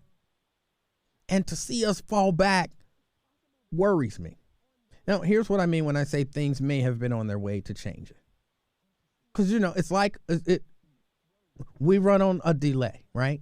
For example, I stream live Monday through Friday on Facebook, on YouTube, on Twitch, and on Instagram. All right? I'm live there every day. And sometimes I'm talking to a person because during the breaks, I continue to try to interact with the people. And so I'm talking to a person, right? But there's this delay. And so I say one thing, I'm waiting for them to respond. Yeah, I'm impatient. So then I say something else. And, I might be 5, 6, 7 comments in where they're just now responding to the first one. So I think we have that same delay when it comes to the police. We say we want accountability. They kind of push back, but we keep it going. And we don't see any change happening. And then what happens is what I believe is happening now. We get weary. Like, oh, they not going to change. Just forget it. But their response is delayed. And because we couldn't be patient enough to see the response through our getting weary, again, there's a delay on that. Because then they'll see, oh, they're weary. We can go back to what we were doing. It's going to be like a terrible cycle, which I think we, the people, are the citizens, are more likely to lose. But I think y'all weariness is bad because we were getting somewhere. Police accountability. More cops are being punished for not stopping brutal police officers using excessive force. We're beginning to see it happen now. Yeah. At least 2 police officers in just recent days. And you're rolling your eyes because I'm saying 2. But it starts with somebody. At least 2 police officers in recent days have been punished for their decisions to not intervene when their fellow officers were brutalizing restrained suspects. I know that's not like a super high bar. I know it. You're like, wait a minute. Was this a thing? Yes, this was a thing. It was a thing where police officers would have you restrained and, handcuffed. Basically, you're in custody. You're on the ground, whatever. You cuffed. You can't do nothing. And they might brutalize you, kick you, beat you, pistol whip you, something. Well, we're beginning to see officers pay for that. Not the ones who brutalized you. But y'all remember I used to always say, when y'all say, 99% of cops are good, but there's that 1% that's bad. And I would be like, no. If 99% of cops are good, but it's 1% that's bad, every officer who sees and tolerates a bad officer is a bad officer. That's the concept here. He kicked that lady in the head. I'm just saying, for example, even though that was actually one of the cases, I believe, in Atlanta, he kicked that lady in the head, and you watched it happen. And there were people who would say, well, she didn't kick him in the head. That guy kicked him in the head. He's the 1%. She's the 99%. The movement is changing. No, they're the, 2%. They're the 2% now. The one who did it and the one who watched it and didn't do anything, didn't say anything, and then didn't report it. They're a part of the problem. And we are beginning to see this. These officers held accountable. We're beginning to see the change happen. But too many people have gotten weary. Too many people have gotten weary. So we might see the change happen for a minute, but trust me, they're always reading the tea leaves. They're always looking down the line to see what's going on. These were decisions that were made when you were out there protesting. These are decisions that they were forced into when you were demonstrating in front of their police forces and painting Black Lives Matter on street murals and all of that kind of stuff. When your voices were being heard and you were really meaning what you were saying and you were really aggressively meaning what you were saying. These are, for the people who say marching and protesting, that don't really do nothing. It might not do anything as fast as you want it to be done. But you see, it was beginning to work. It was beginning to work. But y'all done decided now, a lot of y'all done decided now, we don't want to hear about no bad police officers anymore. We don't want to talk about what reforms need to be made anymore. We are tired of hearing about it. Stop beating that drum. Stop talking about it. Don't bring me no more stories about no bad police officers. Don't bring me no more stories about police brutalizing citizens. We don't want to hear it. If you are, then you're anti-police. And we don't want to hear no anti-police talk. Yeah, these are black people who've made this decision. But you're not focusing on the fact that we were beginning to see this change. I bring this up because, this really is, it's a story that I pulled off of Black America Web. And they're talking about the fact that a number of recent cases suggest that there is a change afoot, suggest that some of these police departments may be beginning to cave under the pressure, the scrutiny, all the eyes on them, and feel like, okay, we really do have to do something about this. It's a cautionary tale for me. It's a cautionary tale for me and to you. That if we decide we're tired of talking about justice, if we decide we're tired of hearing about the bad things that police are doing and bringing it to light,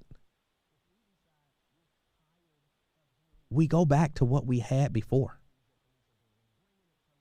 We go right back to it and nothing changes. Sure, you feel more comfortable because you don't have to hear about the negative stuff, but nothing changes.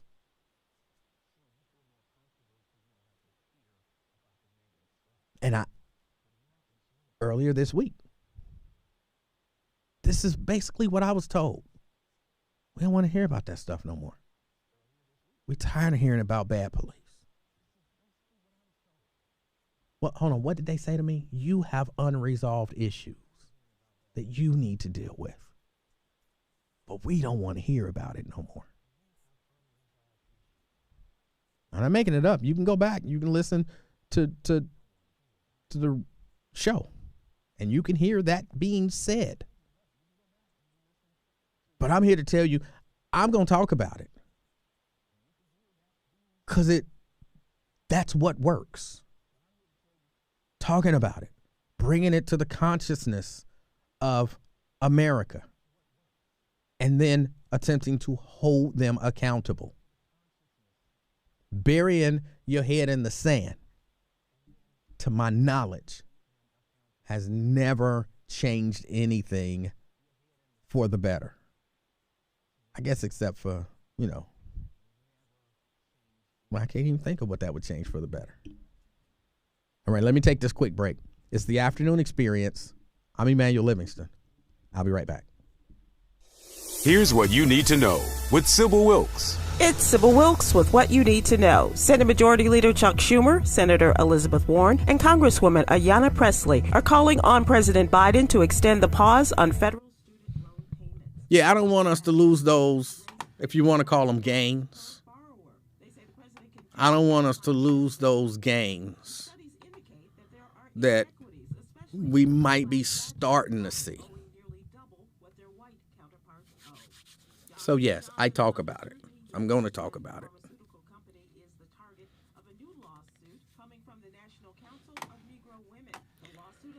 Where is my phone? I have my phone going off. I don't know where I put it. I know it's in this room.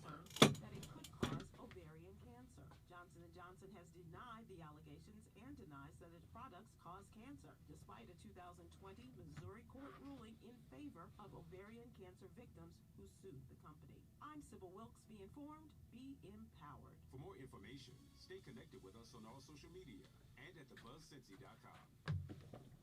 Tonight, an all-new TV One original series. Where were you when Dion was killed?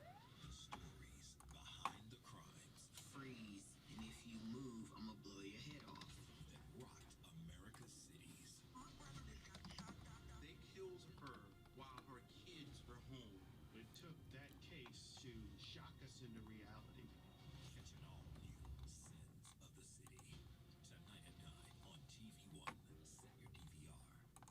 Hate checking your mailbox because you owe money to the IRS? Stop pretending it'll magically go away. The IRS can garnish your paycheck, levy your bank account, even take your home or business. Scary stuff. Thankfully, there's a new way to get right with the IRS. It's called the Taxpayer Relief Initiative, an IRS program created specifically to help taxpayers struggling due to the pandemic. This powerful program provides new, more flexible options that can make resolving your tax problems easier. If you qualify, you could save money. Nobody knows this new program like America's #1 tax relief firm, Optima Tax Relief. Optima will stand between you and the IRS, fighting to help stop aggressive collection actions and helping to protect your assets. Don't wait till it's too late. Call Optima now for a free consultation. Call 800-799-0977. That's 800-799-0977. 800-799-0977. Optima Tax Relief. Some restrictions apply. For complete details, please visit OptimaTaxRelief.com. For victims of drunk and drug driving, your grief is unique, but you are not alone. You always have a place at MAD. Call the 24-hour victim helpline at 877-MAD-HELP or visit mad.org. Here in the Buckeye State, more than 2 million... Did you think about Rick as a talk show partner?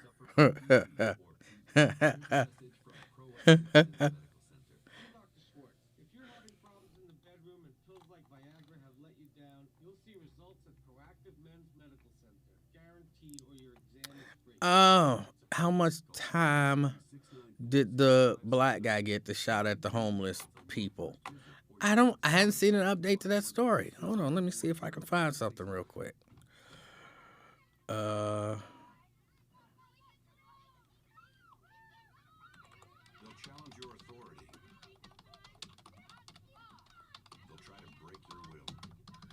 They'll push you to the edge of your sanity. Because that's what kids do. But this car is your territory, not theirs. Defend it. Who makes the payments? Who cleans it? Who drives it? You do. That's who. And in here, your word is law. So when you say you won't move until everyone's buckled up, you won't budge an inch. Until you hear that click. Never give up until they buckle up. A message from the National Highway Traffic Safety Administration and the Ad Council. For more information, visit safercar.gov/kidsbuckleup. You're about to purchase a new mower, chainsaw, generator, or other piece of outdoor power equipment. You need to know how to protect it. For instance, the gasoline you put in it. I'm Chris Kaiser, president of the Outdoor Power Equipment Institute. Most gas now contains that's okay. But some gas pumps are changing. Higher ethanol gas blends like E15, E30, and E85. I'm looking for it. I can't find it. And his sentencing was scheduled for the 26th, which means he's been sentenced.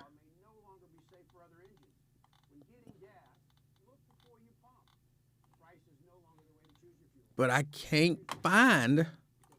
I can't find it. Look before you pump. Protect your equipment. Stick with E10 or less. A consumer can find out about which fuels are appropriate for outdoor power equipment use at lookbeforeyouPump.com. Hey, Russell Wilson here, and I know how important exercise is. With Play 60, United Way and the NFL are helping kids stay active and play at least 60 minutes a day. But what this place needs is you. To donate or volunteer, go to unitedway.org/play60 because great things happen when we live united. Are you guys going to do that every time? So I'm looking for this story. Brought to you by United Way and the Ad Council. 1 in 6 seniors faces the threat of hunger, and millions more live in isolation. Drop off a hot meal and say a quick hello. Volunteer for Meals on Wheels by donating your lunch break at americaletsdolunch.org. This message brought to you by Meals on Wheels America and the Ad Council. The voice of the community. We are 101.5 The Buzz, your talk station.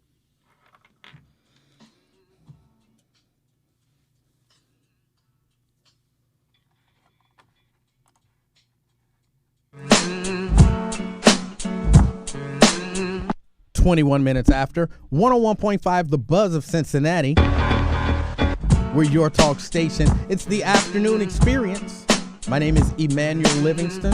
I am with you until 3 o'clock this afternoon. Someone asked me on the live stream, Jay. He says, "What happened to the black guy?" I think his name was James White. What David happened? White. David? Oh, I thought it said James. Hold on, let me see. I'm looking at the story. The third person in the investigation, 30-year-old James White, pleaded guilty to 2 counts of assault, according to court records. He's scheduled to be sentenced July 26th. That's how it's written up in the news story. But he was scheduled to be sentenced on the 26th. And I can't find where it was. So if anyone knows what sentence he got, I'd love to know that. I love that update. Thank you, Jay, for asking that question. It's important that we know. I think it's important that we know. Also, did you know that if I'm understanding this correctly, that moratorium on evictions, that's supposed to expire on Saturday. That's supposed to expire on this Saturday.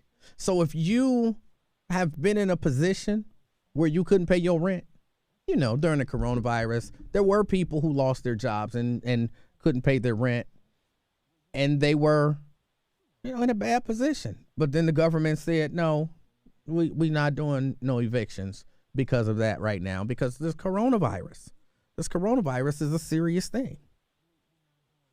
And landlords have been like, look, we need to either get our rent or get these people out of here. Well, Saturday, the moratorium expires, and I would imagine that there are going to be a number of people, and I don't know exactly how that system works. So can you go and begin eviction proceedings on Saturday? Or if you had begun eviction proceedings, it's Saturday the day that you can finally say, get out. Either way, you might want to talk to your landlord if you haven't worked out something or have something figured out. Joe Biden says he doesn't necessarily want to. He would like to have extended it, but instead he wants Congress to extend it to protect vulnerable renters and their families. And of course, the question becomes, how long do you extend it? How long do you extend it? You can't extend it indefinitely. I mean, at some point, some people going to have to get put out because they can't pay their rent. At some point.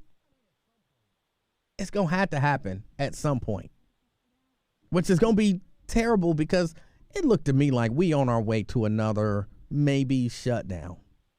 Even though I don't think they'll do like a full-fledged out-and-out shutdown like they did before.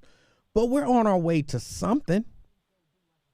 If you believe everything that you're seeing and hearing about these coronavirus numbers and how they're going up and how this Delta variant is, beginning to move us in that direction.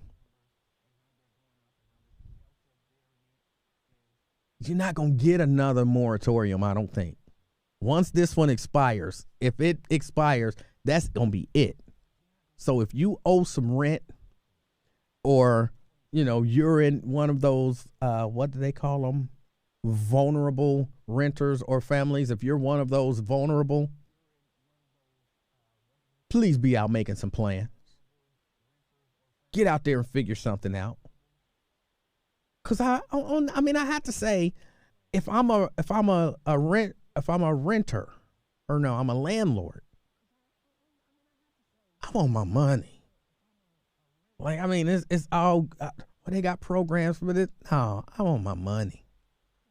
And if you ain't paid me my money, or we ain't came up to some sort of agreement by now, come Saturday, you got to go. You got to go. And I might feel bad about it. Like, oh, I got to put them out. Oh, this is going to be sad. Well, I'm calling, making arrangements to see to it that it happened in a timely and orderly fashion. But you think about it from a landlord's perspective. I want everybody to, be happy and all of that kind of stuff, but landlords need love too. And they need that money. So, and I'm not saying I'm not a landlord. I don't rent to anyone, so I'm not saying it based on me, because I can already hear some of y'all. Yeah, he must have some property and he just no. But I'm just thinking of all the people that in the past that I've rented from. I rented from it was an elderly lady. She was a nice lady at first. She was a nice elderly lady. And I think about her. That's part of her, she was on a fixed income and she had these properties that she rented out. And if we didn't pay our rent, that lady didn't have no money. That elderly lady would have been in a bad situation. So that's what I'm thinking about when I'm talking about it. Not me. 749-1230. That's the number to get on board. Let me get this break in. It's the afternoon experience. I'm Emanuel Livingston. I'll be right back. Because we've got so much to talk about. We're giving you more ways to listen at 101.5 FM at 12:30 a.m. Online at thebuzzcincy.com, on the Buzz app on your smartphone, and on your Alexa-enabled smart speaker. Ready. Listen no matter where you are. In the car, at work, at home. More talk, more ways to listen. We are 101.5, the Buzz of Cincinnati, your talk station. Finding care and resources for yourself or an older loved one can be complicated. Council on Aging is here to help. For 50 years, we've been providing unbiased answers, advice, and resources to help older adults live with dignity and independence. We can help you understand all your options for care. Call Council on Aging at 513-721-1025 or visit www.help4seniors.org. That's help4seniors.org. For victims of drunk and drug driving, your grief is unique, but you are not alone. You always have a place at MAD. Call the 24-hour victim helpline at 877-MAD-HELP or visit mad.org. There are many good reasons to go to college. You may just be starting out, or you may be starting over. You may need to start earning more for your family. No matter where you are in life, Cincinnati State wants to help you find the right career. It's about choices, convenience, and quality with the support you need to get it done right here at home. Cincinnati State, a smart start to the first 2 years of college or your dream career. Go to cincinnatistate.edu/start. It all starts here. Great party, huh, guys? Yeah, it is. So much fun. I do say so myself. Hey, did you know that birthday parties actually help build confidence in kids? Yeah, I did know that. Did you know that giving kids less sugar before bedtime helps them sleep better? Right, of course. Yeah, I knew that. Did you know that strollers have the right of way on sidewalks? Oh, yeah, I knew that. Yeah, that's true. Did you know that friendly kids statistically have more friends? Everyone knows that. Oh, yeah? It's pretty obvious. Yeah. Obvious. Hey, guys, did you know that most people think they're using the right car seat for their kid, but they're not? I didn't know that. Think I knew that. No, you didn't. Parents who really know it all know for sure that their child is in the right car seat at the right age and size. Visit safercar.gov/the right seat to make sure your child is protected. Brought to you by the National Highway Traffic. All right. Don says, please mention on the radio rental assistance for renters or landlords due to pandemic. Hamilton County, please visit 513relief.org for request assistance with back pay. There is money available. Kids that spend more time with their dads grow up to be smarter and more successful. Can I tell you a cat joke? Just kidding.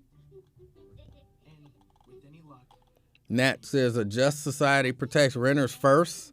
Landlords know it's a business and sometimes businesses fail. No, man. No. so take a moment to make a moment and give your kid a laugh. It's as easy as going to fatherhood.gov. Brought to you by the U.S. Department of Health and Human Services and the Ad Council. If I was a landlord, I would be as patient as I could be. But if you don't have any assistance, or if you're not seeking any assistance, and I just ain't getting no money,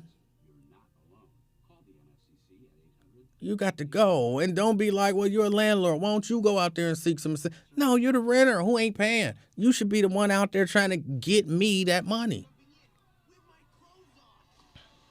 Most party fouls are pretty dumb, but if you decide to drink and drive underage, you could lose your license and your freedom. Learn more at ultimatepartyfoul.org. Brought to you by the National Highway Traffic Safety Administration and the Ad Council. You're listening to The Afternoon Experience with Emanuel Livingston on 101.5. The Buzz of Cincinnati, your talk station.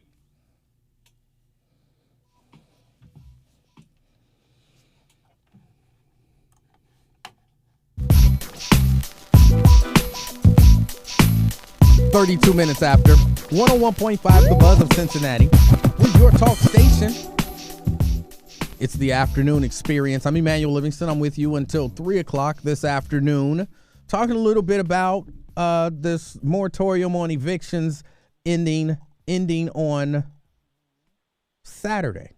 Someone says, please mention about rental assistance for renters or landowners due to the pandemic. They say visit 513relief.org to request assistance with back pay. They say there is money available. So visit 513relief.org. And they say there is money available. Now, someone else on there said, like, look, a just society, they care about the renters. Landlords, they're business owners. And you understand, some businesses just have to fail. I reject that wholeheartedly.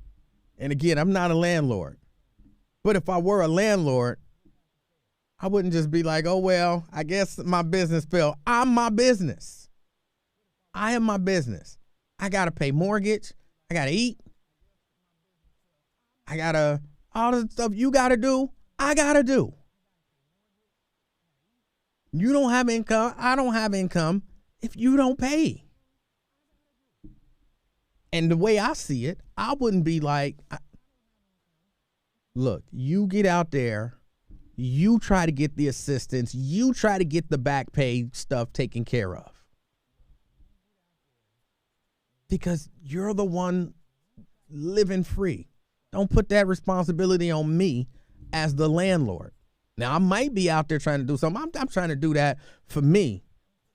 But you got to be out there trying to do something for you. Landlords, it's a business. And they know sometimes a business fail. That sound like somebody maybe who ain't never been out there owning, went through everything that it takes to purchase property, get, maybe a mortgage on a property, get it together, rent it out, go through all of that stuff. It's not easy. I know a landlord or two. And I be telling them, like, bro, I don't even want to hear about all that stuff. You making my head hurt. I'm not a landlord. I'm not into the rental property business. And I don't want to be stressed out by hearing you talk about it, because it stresses me out when they start talking about it. I don't need to hear all that. Keep that part of everything to yourself. Let's talk about the Olympics. You know what I'm saying? I don't want to hear it. So it's one of those things where if you've never done it, then maybe you just look at it and you say, oh, hey, it's simple. You just won't get any rent. It's all right. Businesses fail sometimes. You're talking about ruining somebody's life. Everything I have might be sunk into my rental properties. And then what, ain't nobody paying no rent. Come on. That's not right. 749-1230. That's the number to get on board. I came across this story, and I see stories like this every once in a while. And a part of me feels good about it. And a part of me is irritated by it. A part of me feels good about it. And a part of me is irritated by it every time I see it. And we always have the same conversation. Inmates graduate and receive bachelor's degrees. Yeah. Tuesday was the first for the Wisconsin Department of Corrections. 20 inmates became the first class of people in a Department of Corrections sponsored program to graduate with a liberal arts bachelor's degree. One of the graduates said, "We are voices that matter and that must be heard. We are everything they say we are, but so much more. And after today, we'll be able to say we are college graduates. So we're not just all criminals or our faults or failures or our worst mistakes. We are more than that." I think a lot of times with prisons, it can be dehumanizing.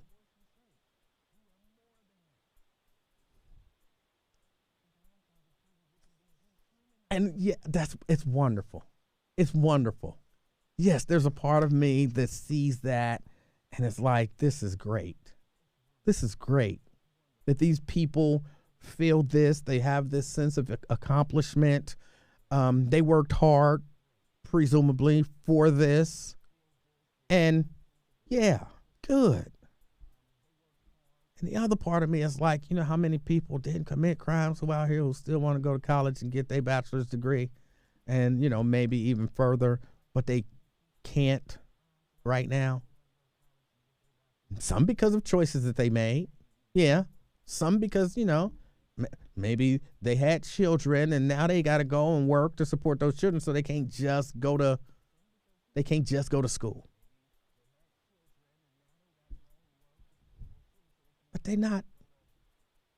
It still bothers me when I see it, because I think about the people who are not in jail who would love the opportunity to get the education, would love the opportunity to get the bachelor's degree in spite of the bad choices that they made in life. But they get to sit in jail.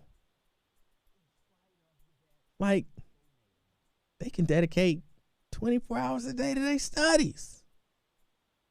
Well, maybe not, they might have other things to do there, but they still gonna have a lot of time to get their studies in.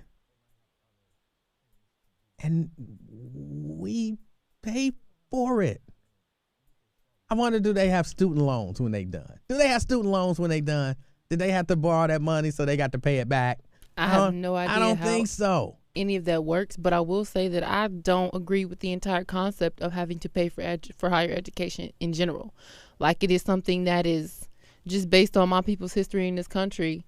It's a slap in the face for us to even have to pay. To me personally, it's a slap in the face for black people, period, to have to pay for education in this country, given the fact that we were denied it purposefully for so long, and it has provided us with so many disadvantages when it comes to rectifying this wealth gap and different things within our community and our position in this country. So for me, I feel like we should take cues from these European countries who give people education for free. I don't see why that's not a thing.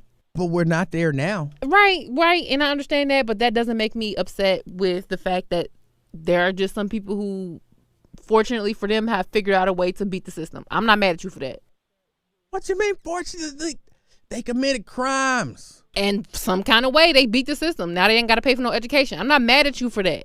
I'm not. Because I don't feel like I should not have to have, like, at 17, I shouldn't have to be making financial decisions about my future just to get a higher education. You won't give me a $20,000 loan to start a business, but you'll put me in $200,000 worth of student loan debt to get a higher education. I ain't cool with that. So therefore, I don't care how you get free education. I don't care if you went to jail to get it. I don't care if you had to scheme your way into a school to get it. However you get it, you get it. I don't have no issue with that at all. I don't like it at all. I don't like it. And I mean, look, I believe in redemption. Again, this is another one of those issues where I kind of fight myself on it because I believe in redemption. I believe, people in jail, people in prison, if you want them to not end up back in prison, then you help them redeem themselves. And you give them an education, give them a skill, let them get out and let them work with it. So I guess in concept, I'm not against it. It just seems wrong. It seems wrong that you got good. Why not say good? That's a subjective thing because it don't mean that everybody in prison is bad or even that the person not in prison is good. Maybe they just didn't get caught, whatever. So, don't get hung up on that. But you got people out here, like you said, with hundreds of thousands of dollars. Well, that does exist. But for a bachelor's degree with tens of thousands of dollars, I guess it could be hundreds of thousands, depending on where you went to school, but tens of thousands of dollars in debt to get the same degree that somebody who went to jail got with no debt when they come out. It's extremely unfair, but I don't put that on the inmate or the prisoner. I put that on the system and the way that this country treats our education. They have officially turned it into an industry, into a business to exploit people, and there are going to be some outliers. There are going to be some people who fall into the cracks, who are able to, circumvent the system in some way, shape, or form, because the system is going to be what it is. It's going to always work in a way that maintains it. So it's going to have its flaws, and it's going to be the kind of stuff that's going to make us, the average citizen who don't have to deal with the law enforcement system from day to day, it's going to make us feel some type of way, but that's what it's supposed to do. It's supposed to make you feel like that. It's supposed to make you feel like education is something that should be so coveted that the least of us shouldn't deserve to have it. That's the entire point of the way that this system is set up. So I cannot be mad even saying that the least of us for getting shouldn't deserve education. I can't be mad at you for that. I'm not even saying that the least of us don't deserve it. I'm not saying that. I'm just saying. But you are saying that in comparison to somebody who has not lived a life of crime, you don't deserve this opportunity. I don't think you deserve it over that person. I don't like that. I don't believe in rewarding bad behavior, which is kind of what this feels like. I don't think that that's rewarding bad behavior, though. If I went and committed a crime and ended up at the Wisconsin Department of Corrections at one of their facilities and ended up in this program, I could get a free education. If I just wanted to right now, if I just if decided you think it's that I simple, want to then go go get out an and commit a education. crime. If But you really want to go to reasonable if you really people think it's don't that want to simple, do that. If you really think that it's that, cut I'm and dry, reasonable. go on out here and commit some crime. I'm if you really want to go reasonable. to school, go ahead. I'm go on right ahead. reasonable. As a reasonable person, no reasonable person wants to do that, and no person should have to do that. Okay, so then if you can recognize that, you should also be able to recognize that I didn't create this opportunity for myself, but also I should not be I don't have to be disregarded from or neglected from receiving this opportunity because of the situation that I'm in. This system does enough to dehumanize me and to make me feel like less of a citizen anyway. You know that it's mostly us in these jails anyway. You know that it's us who, even when we outside of these prison systems, we have a hard time making it to school anyway. Oh. Like I said, somebody's gonna fall through the cracks, and I don't take it personally that it's a bunch of inmates walking around with degrees that are debt free. That don't make me feel no type of way. It make me feel a type of way. I don't like it. Got to take a quick break. It's the Afternoon Experience. I'm Emanuel Livingston. I'll be right back. 101.5 The Buzz and Walker Funeral Home presents the Black Business Spotlight. Nominate your favorite Black-owned business or entrepreneur to be. I just think sometimes as a society, we do stuff backwards. We just do stuff backwards. Offer education to people who have not committed crimes. Offer education to those people. Offer education,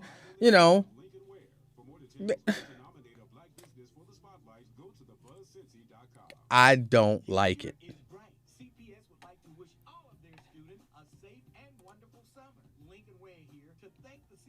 Sharon says, how is providing education from prisoners taken away from you?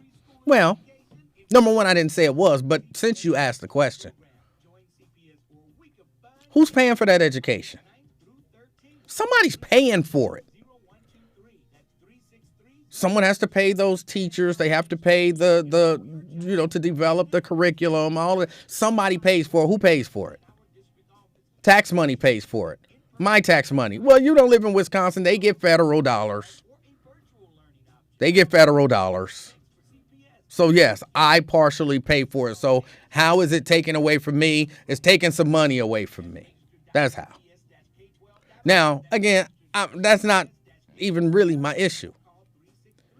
But I would say if we're going to give a free program, free education to people, it's a lot of people around who are in need, you could create a program just out in society to give free education to people.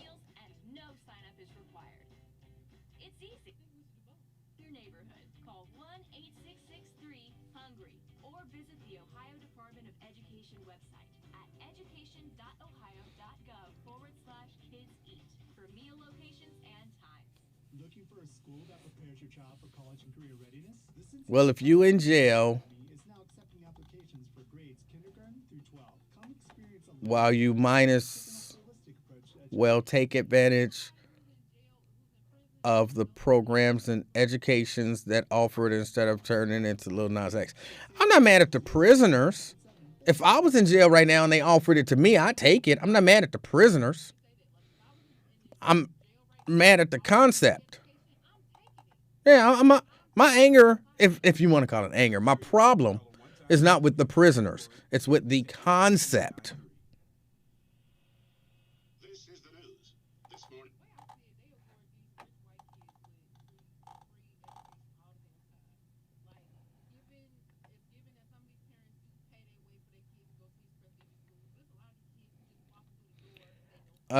Sharon says tax money is going to be spent anyway. Your taxes wouldn't be lessened if this program didn't exist. That's not necessarily true. It's not necessarily true. If all of these programs went away, programs such as this, then yes, it would lessen the tax burden.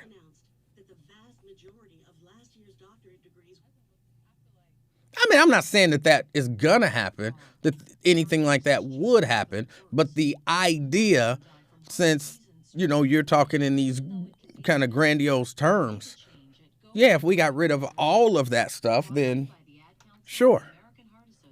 I wouldn't want to get rid of all of that stuff. But what about go to the Boys and Girls Club and have younger people at the Boys and Girls Club extend that to older people and offer college education there? It doesn't have to be a college because there's not a college in jail. But in that program, offer them that program, that free education.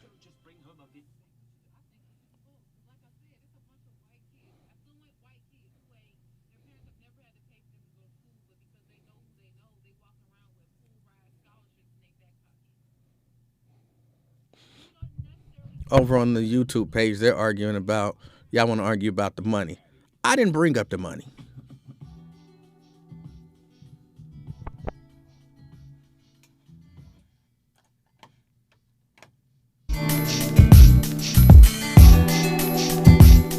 Ten minutes to the top of the hour. 101.5, The Buzz of Cincinnati.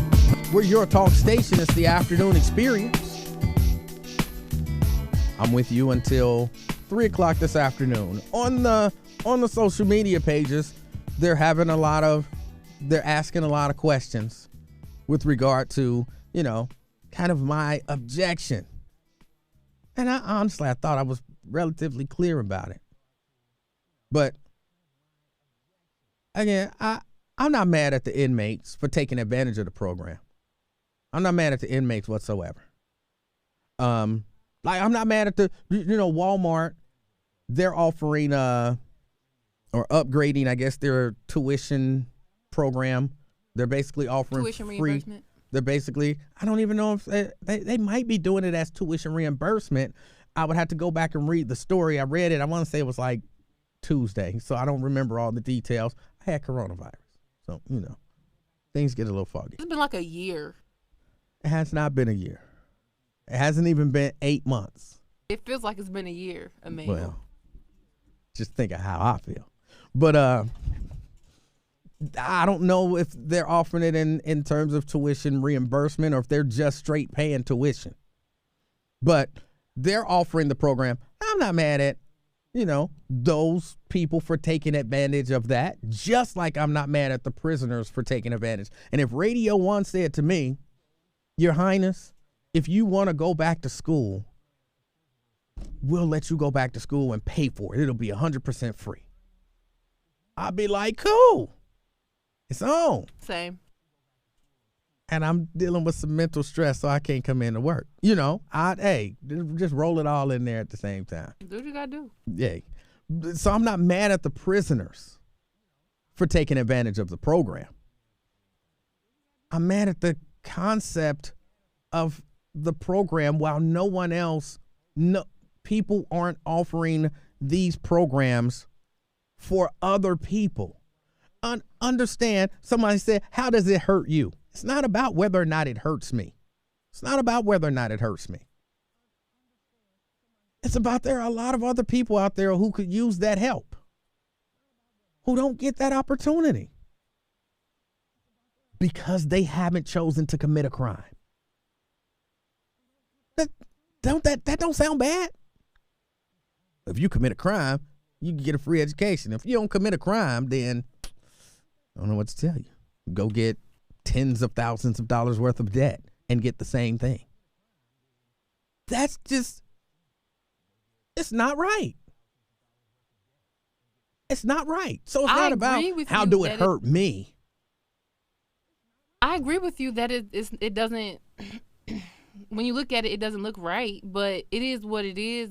And also, I think the answer to that is to not deprive inmates of getting education. I think it's just to push for more free education programs for the general public. Like, I think it does nothing to help what you want to see happen. It does nothing in that regard if we take this program away from inmates because we feel like, or you feel like they don't deserve it as much as somebody who's not committed a life of crime. What you do to rectify that is you begin to push your local politicians or whoever make those decisions to create these programs for people on the outside who need education just as much as inmates do. I mean, it's going on, and they're not worthy. That's not what I'm saying. I'm just saying that, no, it's not what I'm saying. I didn't say what you were saying. I said that's kind of how it sounds. I know that's what you said, but that's not what I'm saying. That's not what I'm saying. It sounds like you're saying that because you have, at some point in life committed a crime, you don't deserve to receive the benefits of some educational program, which probably, if we being real about it, this prison, whether it's private or not, is probably getting this stuff at a mint. They're not paying as much as a regular university would probably have to dole out in order to provide you with education. So they're not even fully giving you,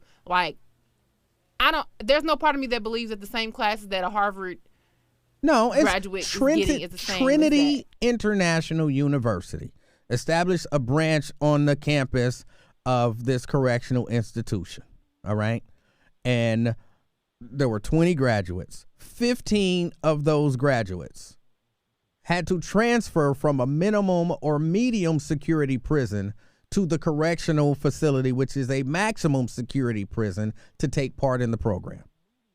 Okay? Which, that would be a hard choice to make. Absolutely. But you're getting a free education, so, what the heck? That's easy for you to say, somebody who ain't never had to deal with maximum security prison situations. Because I've never committed a crime to put myself in that situation. Don't. And even if I did, I didn't get caught. But neither did these people that you just discussed. They've never put themselves in a position to have to deal with maximum security prison. Well, they minimum just did. Medium to minimal is a lot different than maximum. Well, so I've never committed a crime worthy of that, but I'm still putting myself in that position because I want this education. And again, I'm not mad at them for wanting the education. I'm not mad at them. Just other people should be able. Be mad at whoever's making the decisions. Say that again. I said be mad at whoever's making the decision. I'm mad at everybody. I'm mad at everybody today. 749-1230 is the number to get on board. I don't know. That's it. That's how I feel about that, and that's that. Nothing's gonna change. Nothing's gonna change. I wish it would. I'm still a little upset. Remember when Joe Biden forgave those student loans? He forgave student loans for people who went to ITT Technical Institute. Now, this is my selfishness coming out. Y'all know y'all don't know this, but I went to ITT Technical Institute. I had, at some point, many years ago, student loans from ITT Technical Institute. I didn't finish at ITT Technical Institute because I realized ITT Technical Institute was a bit of a scam. I didn't know it going in. And it takes you a while to figure that out. Because you know how when you go to college, you for some people like that first year, there's those core classes that you have to take. Well, I mean, they kind of have that same concept. So you don't know, they just taking my money. You okay, we taking these core classes, but we going to get into it. We going to get into it. And then you're like, wait a minute. Are we really ever going to get into it? And then when they try and tell you, well, this is where your emphasis should be, they expect you to become more out of pocket to pay for those emphasis classes or those special, specific classes that you actually need to be able to go out here and get into the workforce. So yeah, I had to quit. And that's when I went to Alabama State. But yeah, I had those student loans. And I had to end up paying all that money back. You do know that now you can petition some sort of way. You can petition to, if you feel like you have not received a proper education, you can petition to have your tuition reimbursed. You know how long ago that was? This was in 1988. Listen, if you really want your money back, I would be looking into it. I was like, man, why don't they forgive these current student loans I got? Even though, the schools that I went to are reputable schools, but if they want me to bash them, I will, just to get that student loan money. Do what you gotta do. Some fake like I said, our education system is a scam altogether anyway. We should not have to be paying for any of this, in my opinion. Information it should be free. You shouldn't have to pay for information. I'm going to do some research and see if I can go get that ITT money back. I did pay it. I paid it. I could use that money for something. And just so y'all know, ITT wasn't cheap. It wasn't good, but it wasn't cheap. I'm going to look into that. Thank you, Miss Mundy. You're welcome. All the way from 1988. Listen, if it's a way out there, I hope you find it. And I want my interest. You ain't getting that. You gonna let that go.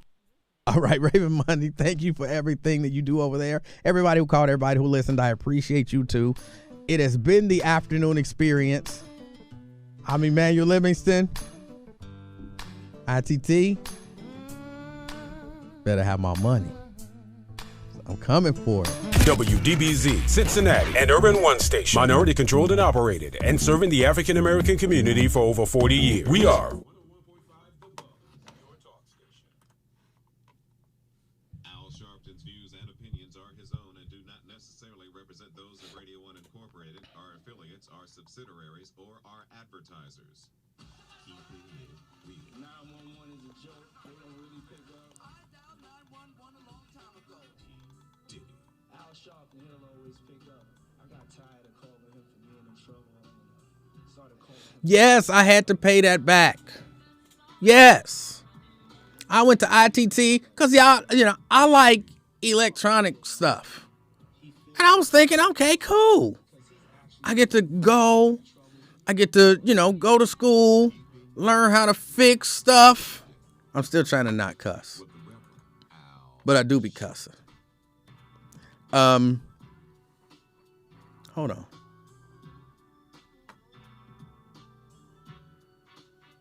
Anime says, you think it be easy not having to do nothing but 23 hours in a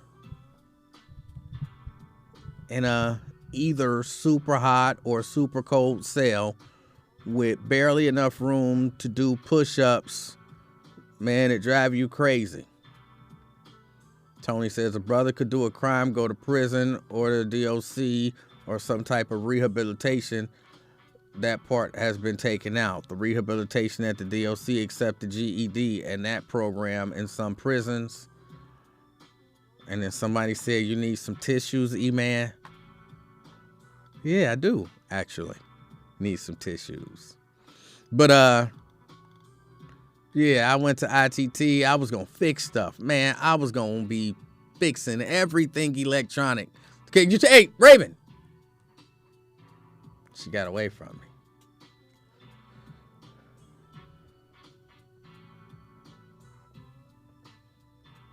And then she didn't even come in here. Oh, there she is. If you don't mind, before you leave, can you hit that mic? Yeah, I was going to be fixing everything electronic. I was going to be, but then they didn't. It just wasn't. I want that money back. I want that money back.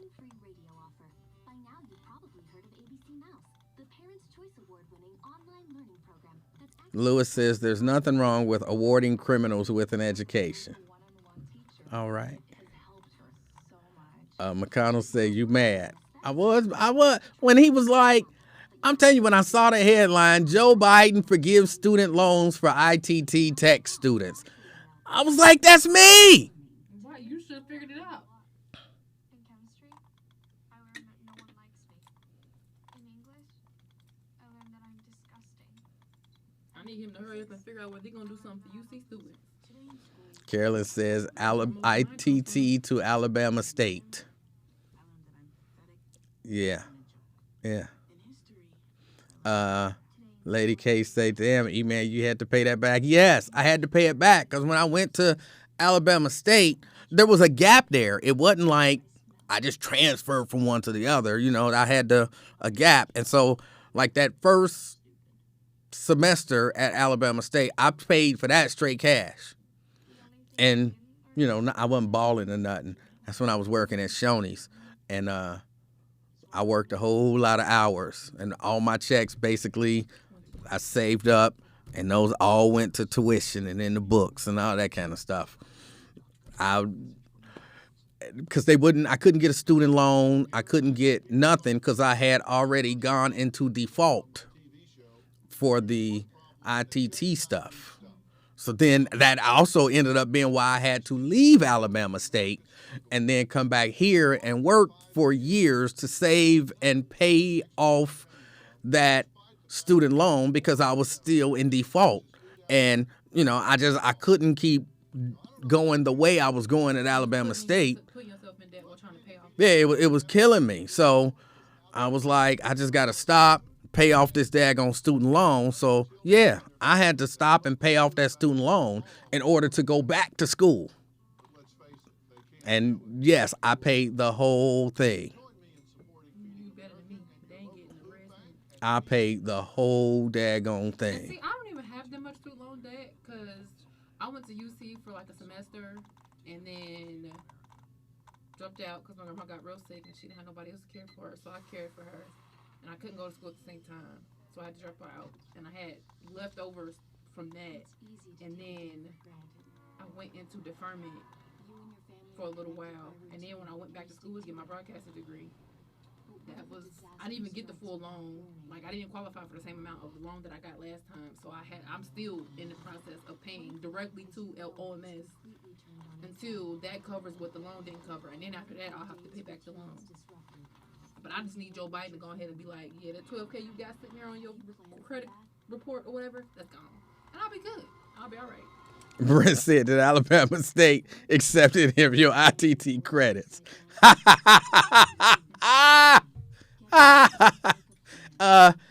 They would not have, but ITT didn't send a transcript or anything there. I mean, they really was a scam. Is ITT accredited?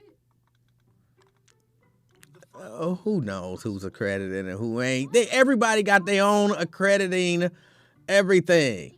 I could start a school tomorrow. All I really need to do is start some accreditation, certification, whatever, and then I can be like, yeah, go to the King of Talk School of Kingship, and it's fully accredited by the King of Talk Accreditation Association. You know what I'm saying? It's like, come on.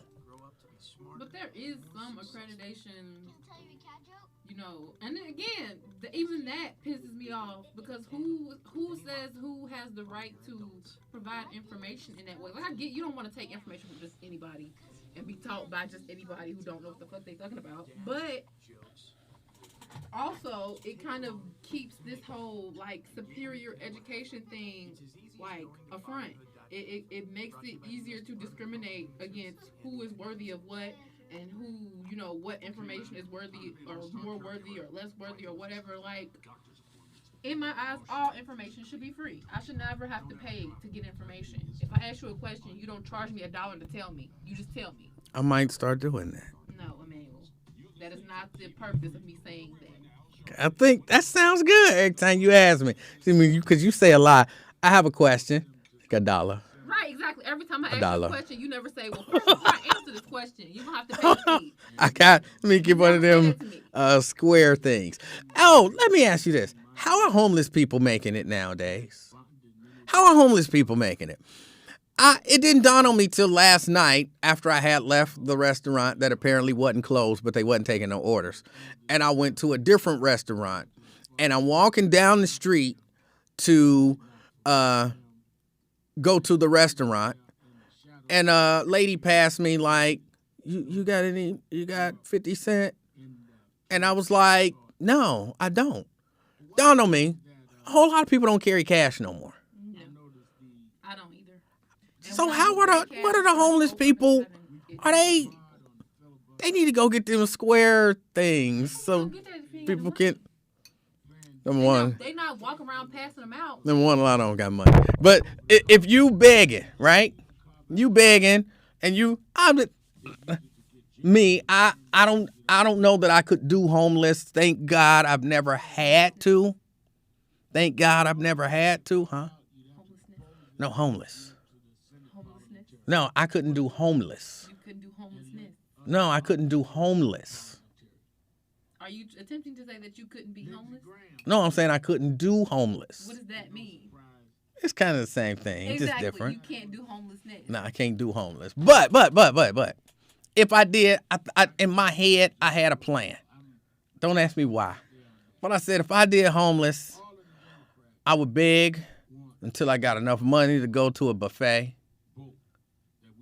And I would sit in the buffet till they kicked me out. And then I would beg again till I got enough money to go to a buffet. Now, I would beg till I got enough money to give me one of them card readers. And then when I was asking people, like, can you give me, you got $1? And they'd be like, they'd be like me, they'd be like, I don't carry cash. I'd be like, that's all right, you got a card?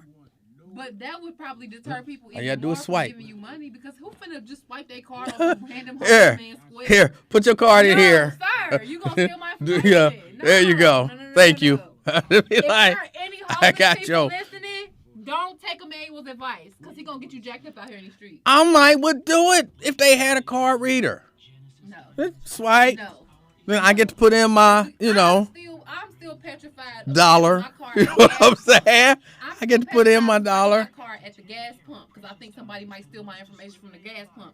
Why would I swipe my card with a random homeless person with a square on an Android phone? I'm not gonna do that. That's they not right. walking around with iPhones. I They walk think- around with Android. I think I would swipe my card. I would be the homeless dude with a cell phone and a card reader, and I would be like, you got any spare change? And then like me, because I used to give money to homeless people because, I'm sensitive. I got a heart, a soul. And so I used to give money to them when I had money. But again, I don't carry cash anymore. So I just be like, no, all I got is a card. And they be like, can't you go and get some money and then bring me some money? That's too much work. I don't know. Or you can just do what But if they had a card reader, I would swipe, be like, all right, I might even give you more than like $1 or something like that. So I'm swiping. I might as well, you know what I'm saying? I got like a minimum, right here. Here's $4. You would be the only person willing to do that, willing to give a homeless person your card. I think I would swipe it. Well, I would use the chip. They need a chip reader. I'll put the chip in. You always got to push it in just a little bit more because it didn't go in right the first time. Push it till it clicked. You can just do what I do, which is... And then they, it would ask you, is this amount correct? And you, yes. Put in your PIN number. Don't be trying to look. No, that's too much work. I gotta Yes. have my card number from you. Then you good. What's that? The CVC number on the back, and I gotta discreetly type in my PIN on your phone. Hey. No, I'm not doing all that. You can just do what I do, which is whenever I think about it, I go get 10 singles out the bank or the ATM, and when I see somebody who I feel like needs it, I give it out. That's the only reason I carry cash these days. I don't carry cash. I just don't. I don't either. When I make my own personal purchases, I use my card because it helps me keep better track of my money in my account. But when I think about it, I will go to the ATM and get a couple of singles, and if I see somebody in need, I will give them away. That's just me. Something is wrong with y'all. Something's wrong with y'all. You got to push it in just a little bit more because it wouldn't go in all the way. You push it until you hear the click. There's nothing about that you, come on, y'all know it's true. And for whatever reason, my chip be like not working, and then I have to rub it. Yeah. Rub the little chip and then stick it in. And then push it in a little bit more until you hear that click. And then, it worked now. They be like, it's not reading your card. Like, it's a chip. How's the chip broke? I thought the chip was supposed to make it easier.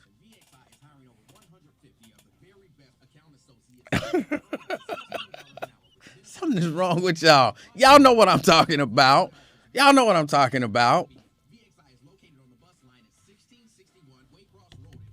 That little chip. It's just, I don't know what be on it. But you do. You got to put it in there. And then you got to. Maybe I just don't be. See, I can't even say the stuff that makes perfect sense.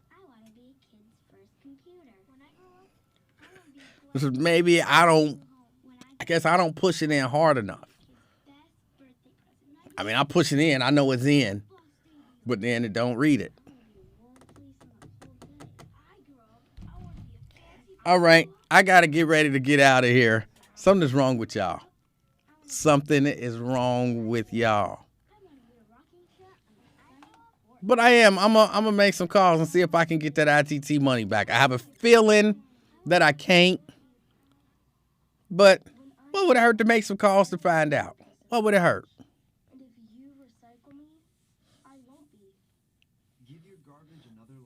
Oh, and I was trying to finish up my shocks in the back on the Honda, because the front, once I got the thing and cut that off, that was fine.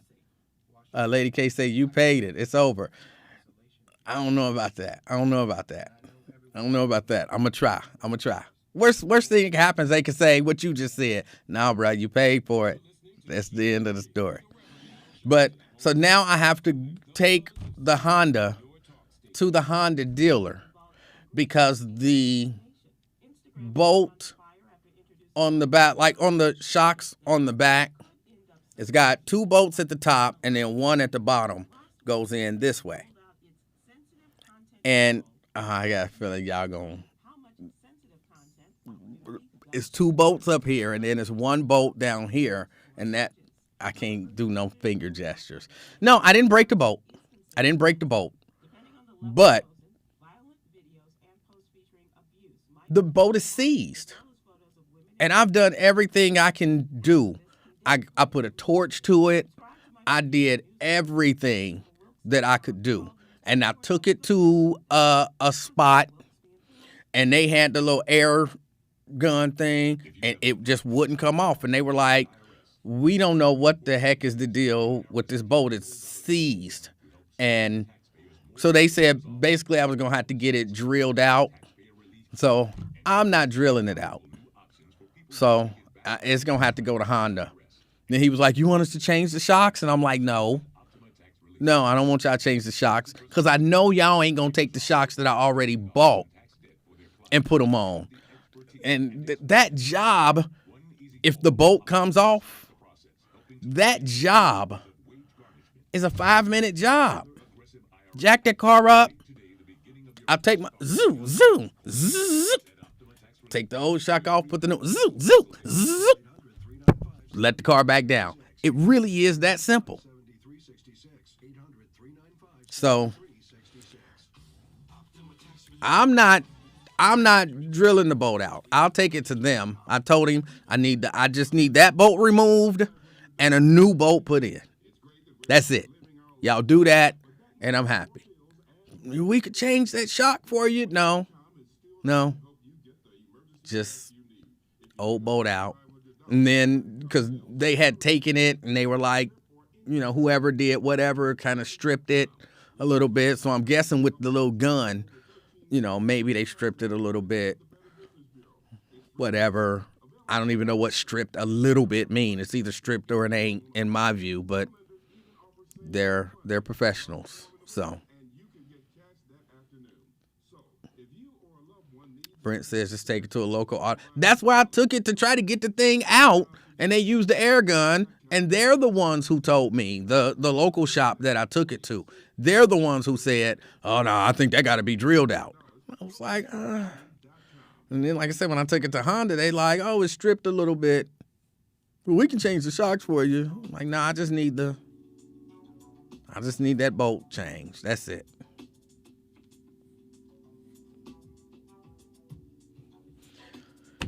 How big was it? I don't even understand that question. Tony says just chalk the ITT money up. Worst case, they say no. I'll be all right with it. All right, y'all. I got to get ready to get out of here. I'm trying to get the guy, Grandmaster J or whatever.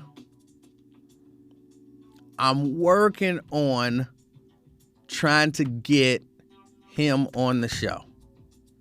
In fact, the Not Effing Around Coalition, I'm working on getting in touch with him because I want to get him on the show. I can't say he gonna do it, but I think I have a way to get in touch with him, and I want to have him on the show.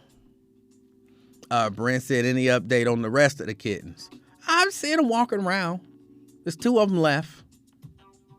I be seeing them walking around with their mama. That's the update. Those 2 seem fine.